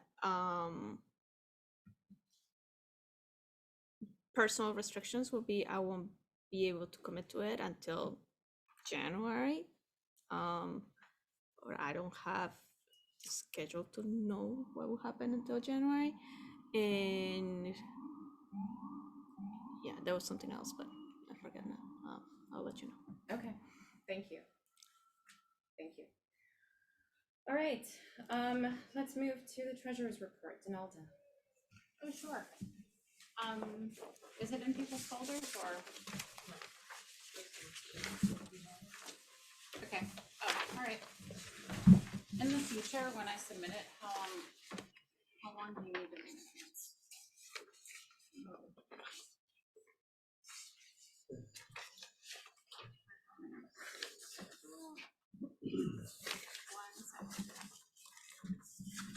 Okay. Thank you so much. This is before the P-card. Right. So we, Nancy, I submitted my report to you earlier today. And to Shanice as well. We have a total budget in our council of $25,000. We have a budget balance at this point of $14,721. There are $171 spent in October. In our budget lines, you'll see that we have $7,147 for member reimbursements and meeting expenses. There's a technology line, an office supply line, a P-card line for general expenditures that we can use a credit card for. Our administrative assistant has travel expenses. There's an apps and templates line. And I've highlighted here interpretation for council member in case we were to allocate, but I understand according to the information presented earlier in this meeting, that's not a possibility legally. Is that correct? Thank you, Nancy. So I guess we can cross that off as a dream. But it just lets us know that we have $14,721. And so I just want to draw everyone's attention to the idea that even though, I guess under CEC provisions and budgetary allotment, we are each eligible as members for $175 a month of reimbursement. In actuality, the total pot of money available for member reimbursement and meetings is $7,147, which is a much lower actual allotment of funds available. It's 125. Oh, 125. Okay. So if we have 12 members and they were to all submit something on a monthly basis, it would come up to about $48. So it's a pretty significant disparity or disconnect. I'm not following. Wait, just repeat that? So we have the total, so we have 12 members and and by the city provisions, each of those folks is allowed $125 a month. And the president is 200. And the president is 200. Thank you. So that leads to some larger math than the $7,100 that we have allotted. So it's just to raise awareness that, you know, we typically spend about $100, a little more, a little less on food for meeting expenses. And there have not been many member reimbursements thus far. But just to make people aware that it's not as large a pot as the global allowance states, because we've made some adjustments to the budget based on other priorities. So that concludes my report. Thank you. We have not reached the limit, right? The last 2 years? Yeah. What about before people then? tend to not put in all their reimbursements and don't use it. So we always end up with a few $1,000, right, Shanice? Yeah. So yeah, it's not like technically what it should be, because like I never put in any reimbursements. You should. Nah, it's fine. It's not worth my time. Okay. My time is worth more. Yes, I went through a very long process of doing it all today. So yes. All right, thank you so much. And now we will, I had crossed it out, but I guess since we do have quorum, we can vote on expenses for the town hall and the legislative breakfast. And since we have these numbers, then that makes it helpful.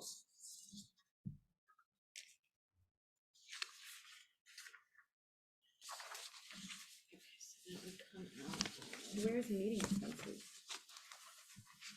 So what you need to probably look at the budget resolution, right? Yes.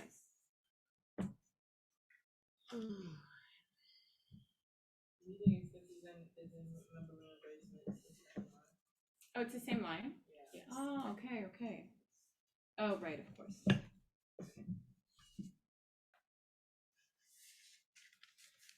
So for the town hall, so the first question is, first vote I would like to take is for the town hall on December 14th. We asked FACE to provide childcare. They informed us that they would not provide childcare. We then asked MS 51, which is the school that will host the town hall, if they would be able to provide us with a childcare provider that we would then pay out of our budget. So the top end of how much that childcare provider might cost is $75 an hour. The meeting will be from 6:30 till 7:30, with doors opening at 6, potentially people being able to linger slightly after 7:30.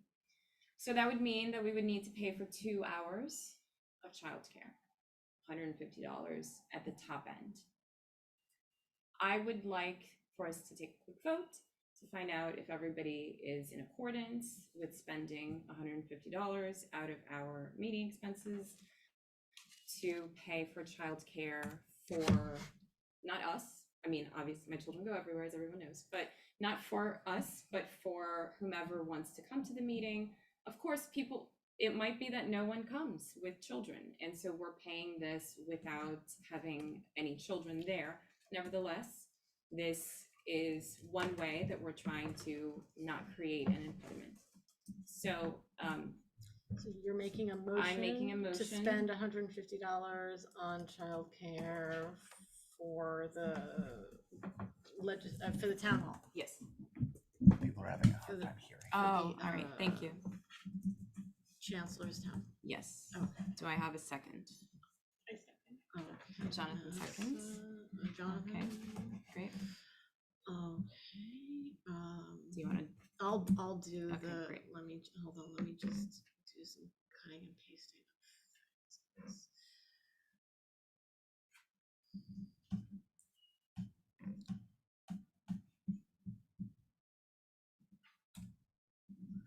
Okay, Nancy Randall, how do you vote? Approve. Okay, Antonio Ferraro, I approve. Vanessa Gonzalez. Donalda Chumney. Yes. Okay, Leslie King, oh, she's absent. Hans? Approve. Yes. Mamoon? Yes. Okay. Jonathan Davis? Yes. Wonderful. Okay, so you get your $150 for that childcare. Great, thank you so much. And then the next thing that I'd like to bring up, take a quick vote, on January 5th will be the legislative breakfast, where elected officials will come and parent leaders will come. We will meet in Borough Hall the morning of January 5th. We, Shanice had sent out a save the date to the council. And on that date, we usually provide food for our parent leaders, our educators too, principals who are able to come, and of course the elected officials and their office members. Last year, I believe the food cost was around. So you can't spend more than $500 at one time. At one event. On one vendor, right? Or at one event? At one vendor. Right. So we spent about $500. It was very meager. And then we have some spending for like paper plates and forks and like extras, you know, possibly if we want to do some swag like pens that say CEC 15, stuff like that. What will be the expected participants? What is the number? I didn't hear you. What is the number of the participants? Like how many people you are expecting? 80? No, 70? 70 to 80. So 70 to 80, $500 is not. It's not. It's not very much. No, we actually cut everything in half, and then Camille and I ran out and bought like croissants and bagel. Like we bought additional stuff and filled in, and I don't know whether she put in her reimbursements. I did not. Yeah, it's So to skirt this, we could all front some extra money if we had to and get reimbursed ourselves. That's what you're saying. yes, Can we? yes, yes. You As a could. meeting expense? Yes. Yes. Like everyone could sort of potluck it a little bit and bring something. And Okay, right. That's also. Could we make it a possibility. legislative potluck? Like breakfast. Ask the senators to bring in their favorite dishes. Exactly. I mean, I feel like that's how you get to know people. That's Yeah, true. we should have a good meeting where it could be multicultural thing. oh yeah. That would be amazing. We could change the whole thing to a legislative breakfast potluck. It will be at Borough Hall.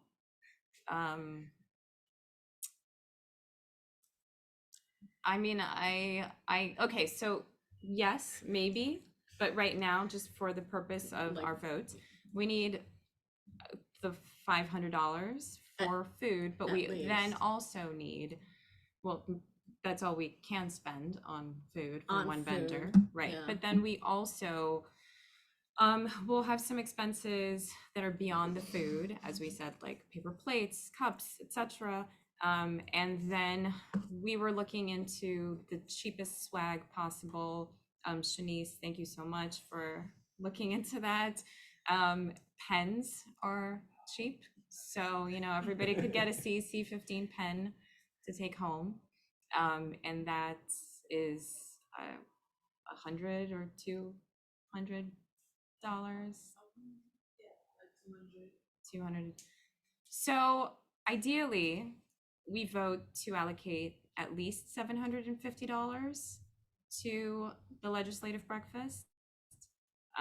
If anybody feels strongly that it should be more, then speak up. But Minimum $1,000. It is 80 people. 1,000. We can always like put it We back in could the just pot, not wouldn't it? spend it if we don't yeah. have to. I'm Yeah. conservative with money, so we don't have to spend the money. So it's just the question of how much will we give ourselves to potentially spend. I'm okay with 1,000. Hans, Donalda, yes. Everybody's nodding yes. That seems Okay. entirely reasonable. All right. So motion to spend up to $1,000 for the legislative breakfast, planning, meeting expenses on the day of. Yeah. I'll second. Second. Oh, okay, Jonathan. Second. Thank you. All right. Okay. How do you vote, Nancy? Approve. I approve. Vanessa. Donalda. Yes. Hans. Yes. Mahmood. Yes. And Jonathan. Yes. All right. Great. Do we now move to make it a potluck? Yeah. I haven't done the flyer yet, so I guess when we call all the legislators, we can tell them. I don't know how they're gonna, if they're gonna participate, because they're like running in and out. I don't know if they can do that. But, I mean, our president's council members could bring food. They are our invited guests as well. So, but yes, they could bring food. But okay, we're moving on, guys. Okay, so the next item on the agenda is attendance, reimbursements, and IPR. We briefly touched upon reimbursements. Please put in your reimbursement requests. The individual performance reviews, Shanice is sending out the files, so put your information into the file, where you've gone every month, what council-related activities you've done every month. This is part of getting reimbursed. If you're at a meeting, of course, you'll get reimbursed because the sign-in sheet shows that you're here. But please, if you can, do the individual performance review as well.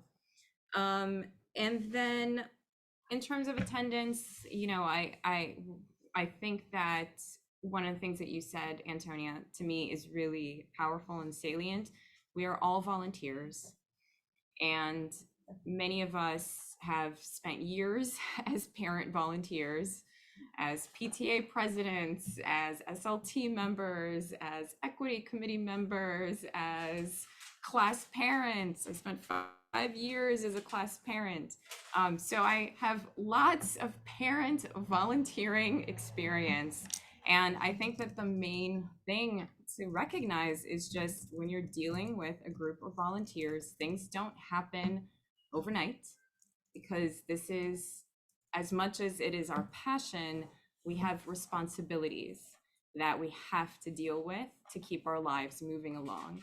And I would love for school boards to have members who are paid so that they are able to focus wholeheartedly on the work of the school board. I would love for this to be a school board so that we're able to not just advise, but really move the needle on things. That just isn't the situation. So I totally understand the people that aren't here. I understand the various different reasons that they have for not being here. I totally get it. At the same time, I also know we all got elected to be here. So that's where the challenge lies. And so one of the things that I wanted to point out tonight is that the bylaws do state that we must vote on whether an absence is excused or not. So we actually haven't come across it yet in our minutes voting, because we haven't reached the point where there's been a non-excused absence in the minutes, but at some point we will reach that where we must vote to say, okay, this person said that they couldn't be here because whatever reason, is that actually an excused absence? So I wanted to let everybody know that, make that understood. And really, if my personal intention is that everybody can be on this council and show up. So I want to help in any way possible. So if there's anything that you need to keep coming, let me know, and I will do what I can to help you. All right. We could, oh yes, well, reimbursements, just put in your reimbursement request. An IPR, I mentioned, put in your IPR. So we could, at this point, old business really is going back to the top, and that's our old business. It's the beginning of the meeting at this point. So let's do that. Let's go back to the top and let's start with our minutes. Could I ask a clarifying question about when do we start to consider excuse versus unexcused absences? So like right now, actually, because the minutes that we have right now are from September 12th, right? So we're about to vote on our September 12th meeting, which means that we'll be looking at whether or not there were absences that were excused or not excused at that meeting. I believe everyone was here for the July meeting, and I believe someone was absent for the August meeting, but it was, there are reasons that are listed that are excused in the bylaws. And so there was a listed excused absence. And so I'll read what it says in the bylaws. Shanice listed them. They're in everybody's packet. Shanice gave, she put them in there, in the folder. Oh, great. Okay, great. And so let me just read what it says in the bylaws about what is an excused absence, and then what to do if an absence is not one of these automatic excused absences.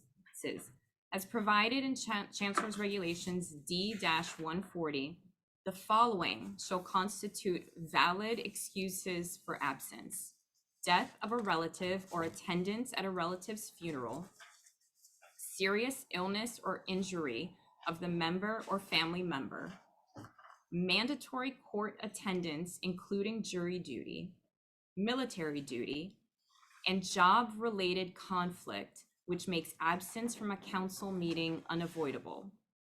If the council deems it appropriate, other absences may be excused by vote of the council. The council reserves the right to request documentary evidence of a member's excused absences. So that list is automatically excused. If somebody has an absence that does not fall into that list, then we then can vote on whether or not to make it an excused absence. Okay. So, does everybody have the minutes of the 12th. the 12th?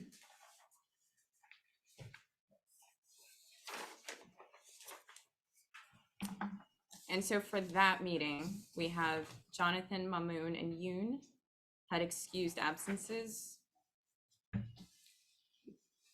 Yeah, okay, yep. I don't feel comfortable, I don't think these absences should be read out. But I mean, do in they the- fall into Oh, do they fall into the Okay. There's an illness, clearly that does. There's a conflict with another event, and a conflict with another event would not fall into the definitions of the bylaws. So if we are going to just follow the bylaws, unfortunately. I guess what Antonio's referring to is everybody, to make an informed decision on whether this is going to be excused or not, when you vote, just look at the note that you received from the seat, remember, that's printed out on the correspondence list, and vote accordingly.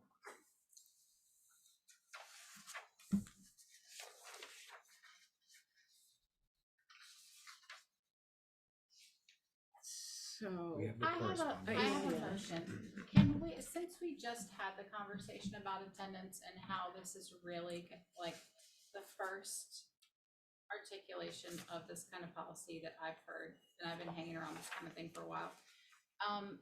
Is it possible that we could excuse all up until this point? I think that's a great motion. Yeah. I like it. Okay, and then if there's some other communication we need to have with folks who aren't here about these very specific things, maybe we can do that.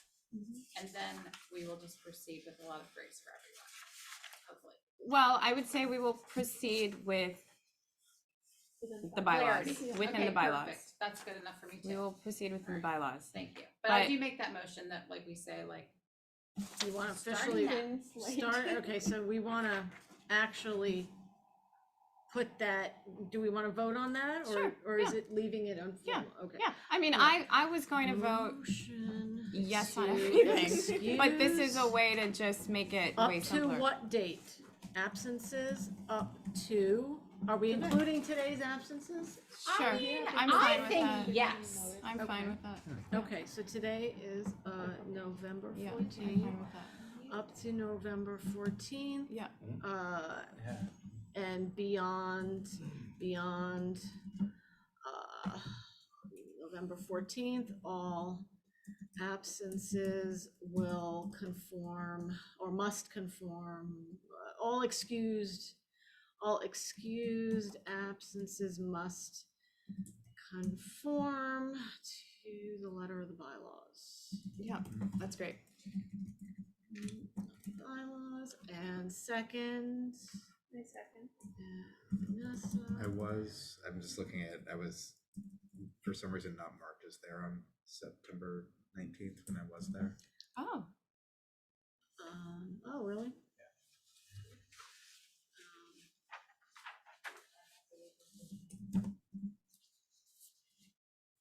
So then we have to correct that.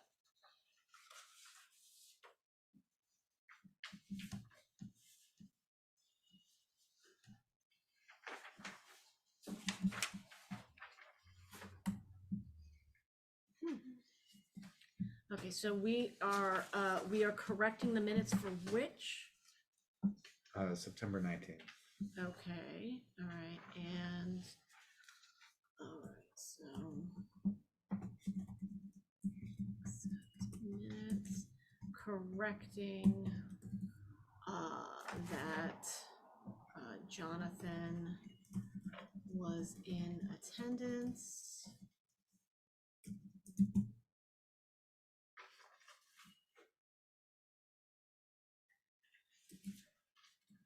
Okay, so let's go back to the 12th.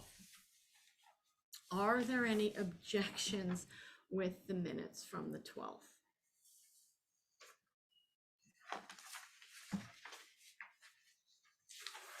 Everybody's absences were excused.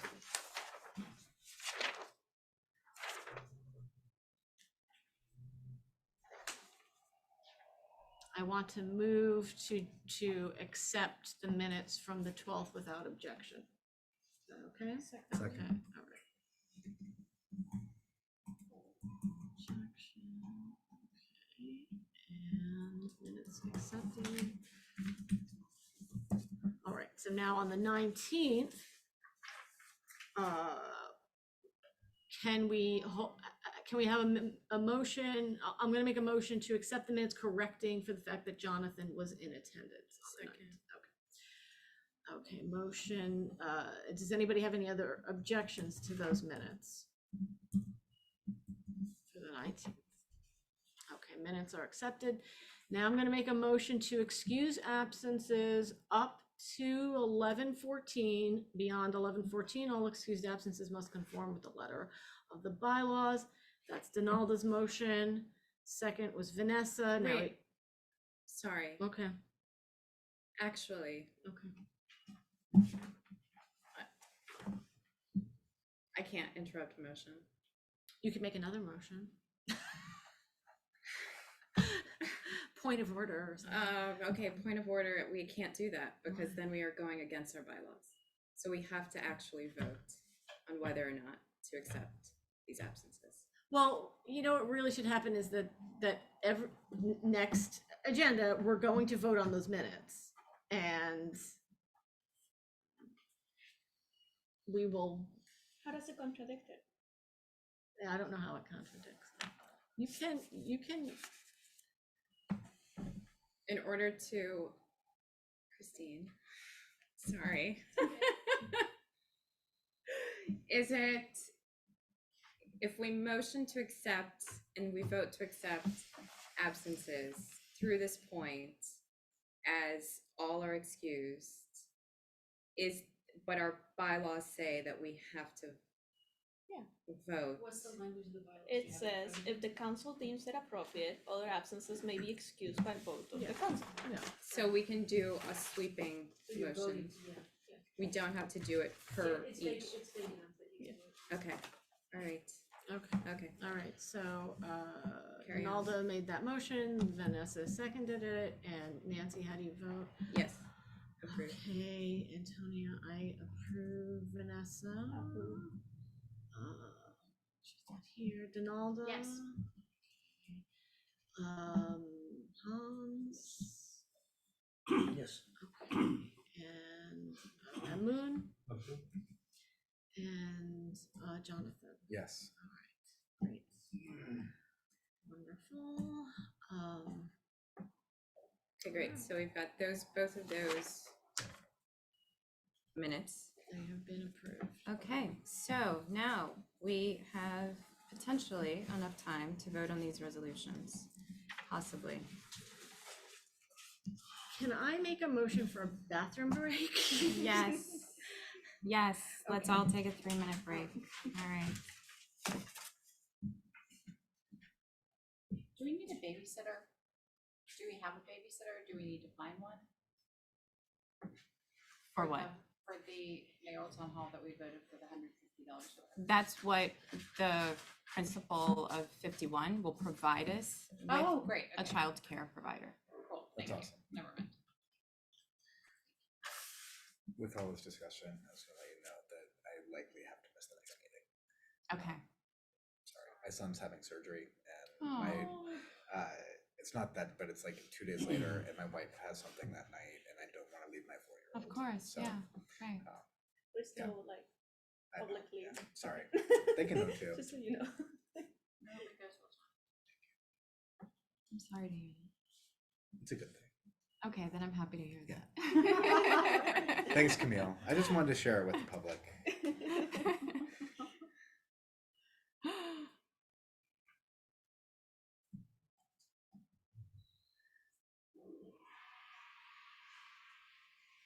Oh, I'm just seeing the messages now.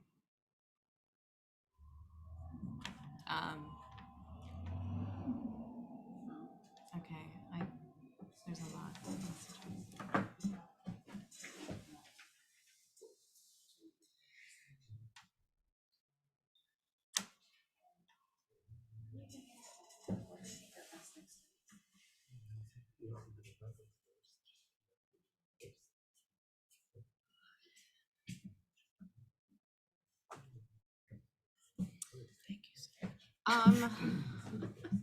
It's 8:51. 8:51, so we have to get out of here by, we can do it. I think we can do, maybe. That means we can't read the resolutions.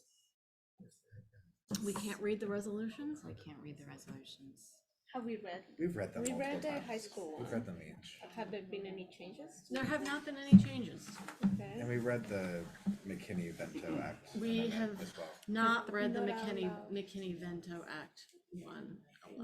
Not a public meeting. I thought we did. I think we did. I think we did. I think we read it Yeah, once. we did read it once, 2 meetings ago. The problem is we don't have enough time for member comments. Which is one?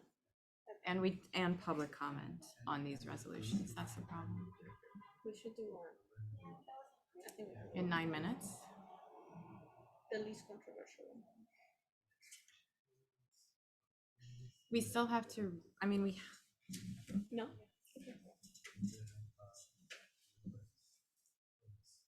I don't think we have enough time. Could we do, I mean, I feel like the McKinney-Vento was the most straightforward that everyone, when we read it, was like, could we just not read it and go straight to comment? And then, I mean, that if we all don't really have comments and then the public, we still have time to vote. Just show of hands if people have general comments. How about that? About one of this two? Can we choose to do that one first, if it's on the agenda second? Motion to amend the Yeah, agenda you have to motion to amend the agenda. I move to amend the agenda to do the McKinney-Vento Act Amendment Resolution first. Okay, hold on, let me, Second it. wait. We're moving that. Okay, now we're voting. Wait, I got, I approve.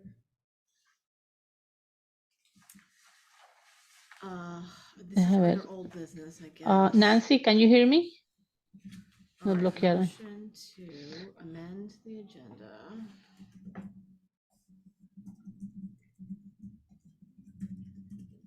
To vote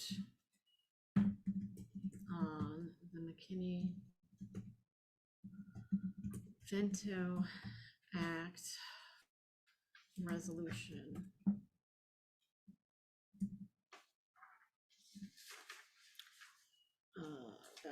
That was Jonathan's motion. Who's seconding that? Vanessa?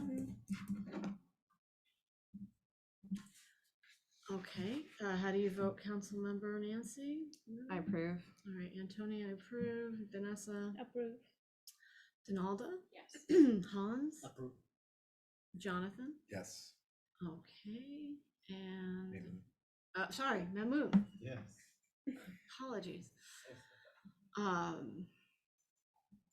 right, so are we reading this resolution? Well, we don't have the time. We don't to have the read it. time to read this That's the problem. resolution. That's my concern. There's one tiny thing, the resolution is, the name of the law is McKinney-Vento Homeless Assistance Act. And the resolution is titled Homeless Education Act, and that's not reflective of the legislation. Okay. Just, that may be the only tiny piece that's not like exactly right on Okay, this. so repeat, so it's McKinney-Vento Act. McKinney-Vento Homeless Assistance Act. Yes. It's just a word, Okay, and that's, all right, I'm gonna, so I guess we would, if we vote on this, it would be, with the provision to correct McKinney Vento Homeless Assistance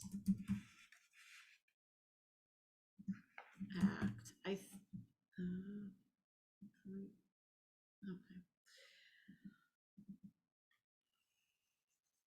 Correct title to McKinney. Okay, and then we would have to go through the whole thing and correct any other references. That's the only place it appears. Oh, okay, okay, all right. So I do recall we did read it once in a meeting. Do you want to just go to public comment? Yes, let's go to public comment. Okay.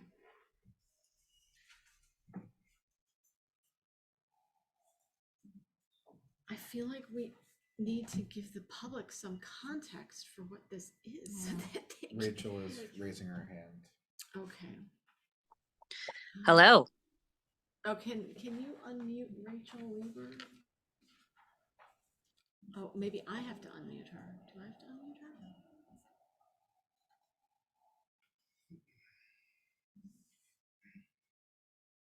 I'm using the speakers on mine, Oh, okay. but she needs to be unmuted. She has to unmute herself. Hello. Perfect. Hi. Thank you all so much. I support this resolution, and I just want to add to this that I would love to see a resolution forthcoming that addresses the oversight and the enforcement of the entirety of McKinney-Vento at the point of access for the folks in temporary housing, so that those by and large are the social workers and the shelter providers themselves. So that would be DHS and its subcontractors. And at this moment in our city's crazy goings on, it also includes the Office of Emergency Management and their subcontractors. A lot of the skirting of McKinney-Vento is happening in these sort of shadow shelters. And so additional resolutions would be needed. Additional legislation is also needed to address these pieces. And I just wanted to voice that for this committee. Thank you. Thank you, Rachel. Camille Foster. Okay. Should I call on her? Yeah. Okay, Camille, could you unmute yourself? Hey, all. How's it going? Can you hear me? Yes. Rachel's a tough act to follow, so I'm just going to say thank you for all of your good work, and I support the resolution. Thank you. Thank you, Camille. Let's move to the council members. Okay, Nancy, would you like to make a comment? I don't. Antonia, yeah. I got a letter from a parent, so can I just read her letter We have or a to leave little in bit? 2 minutes. Okay, 2 minutes. Okay, so Risha Folks is a parent at 118 and 180 and MS 88, and she supports this resolution, and she feels that a lot of families are not being fully informed of their rights under McKinney-Vento Act when they're being transferred out of these shelters. So she just echoes that concern. And I'll pass it on to the next, Vanessa No comments. and Donalda. I really hope this passes. Hans? Oh yeah, yes, definitely. I support this idea. It's very important. I spoke to some of the parents around my area, and they were very frustrated. They have a notification 24 hours that they have to move away. So when the kids already have the stability, so we definitely, like our partners say, we have to reinforce these rules. Yeah. And Namun? Okay, and Jonathan? I support it. Let's vote. Okay. Are you making a motion? I motion to vote. And second? I second. Okay, Nancy, how do you vote? Yes. Approve. Okay, and Antonia, yes, I approve. Vanessa? Yes. Donalda? There, yes. And Hans? Yes. and Mamoon, Yes. and Jonathan. Yes. Okay, all right. 9 o'clock. Great. Yes, all right. Now I would like to make a motion to adjourn the meeting at 9 o'clock. All right.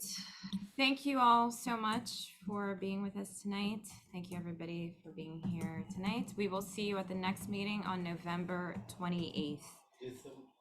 Oh, Sorry? no, no, it's okay. All right. Good night, everybody. Bye-bye. Good night. Good night. Good night, everyone.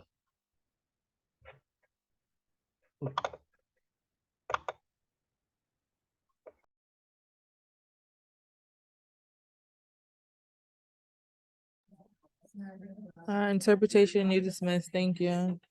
Okay.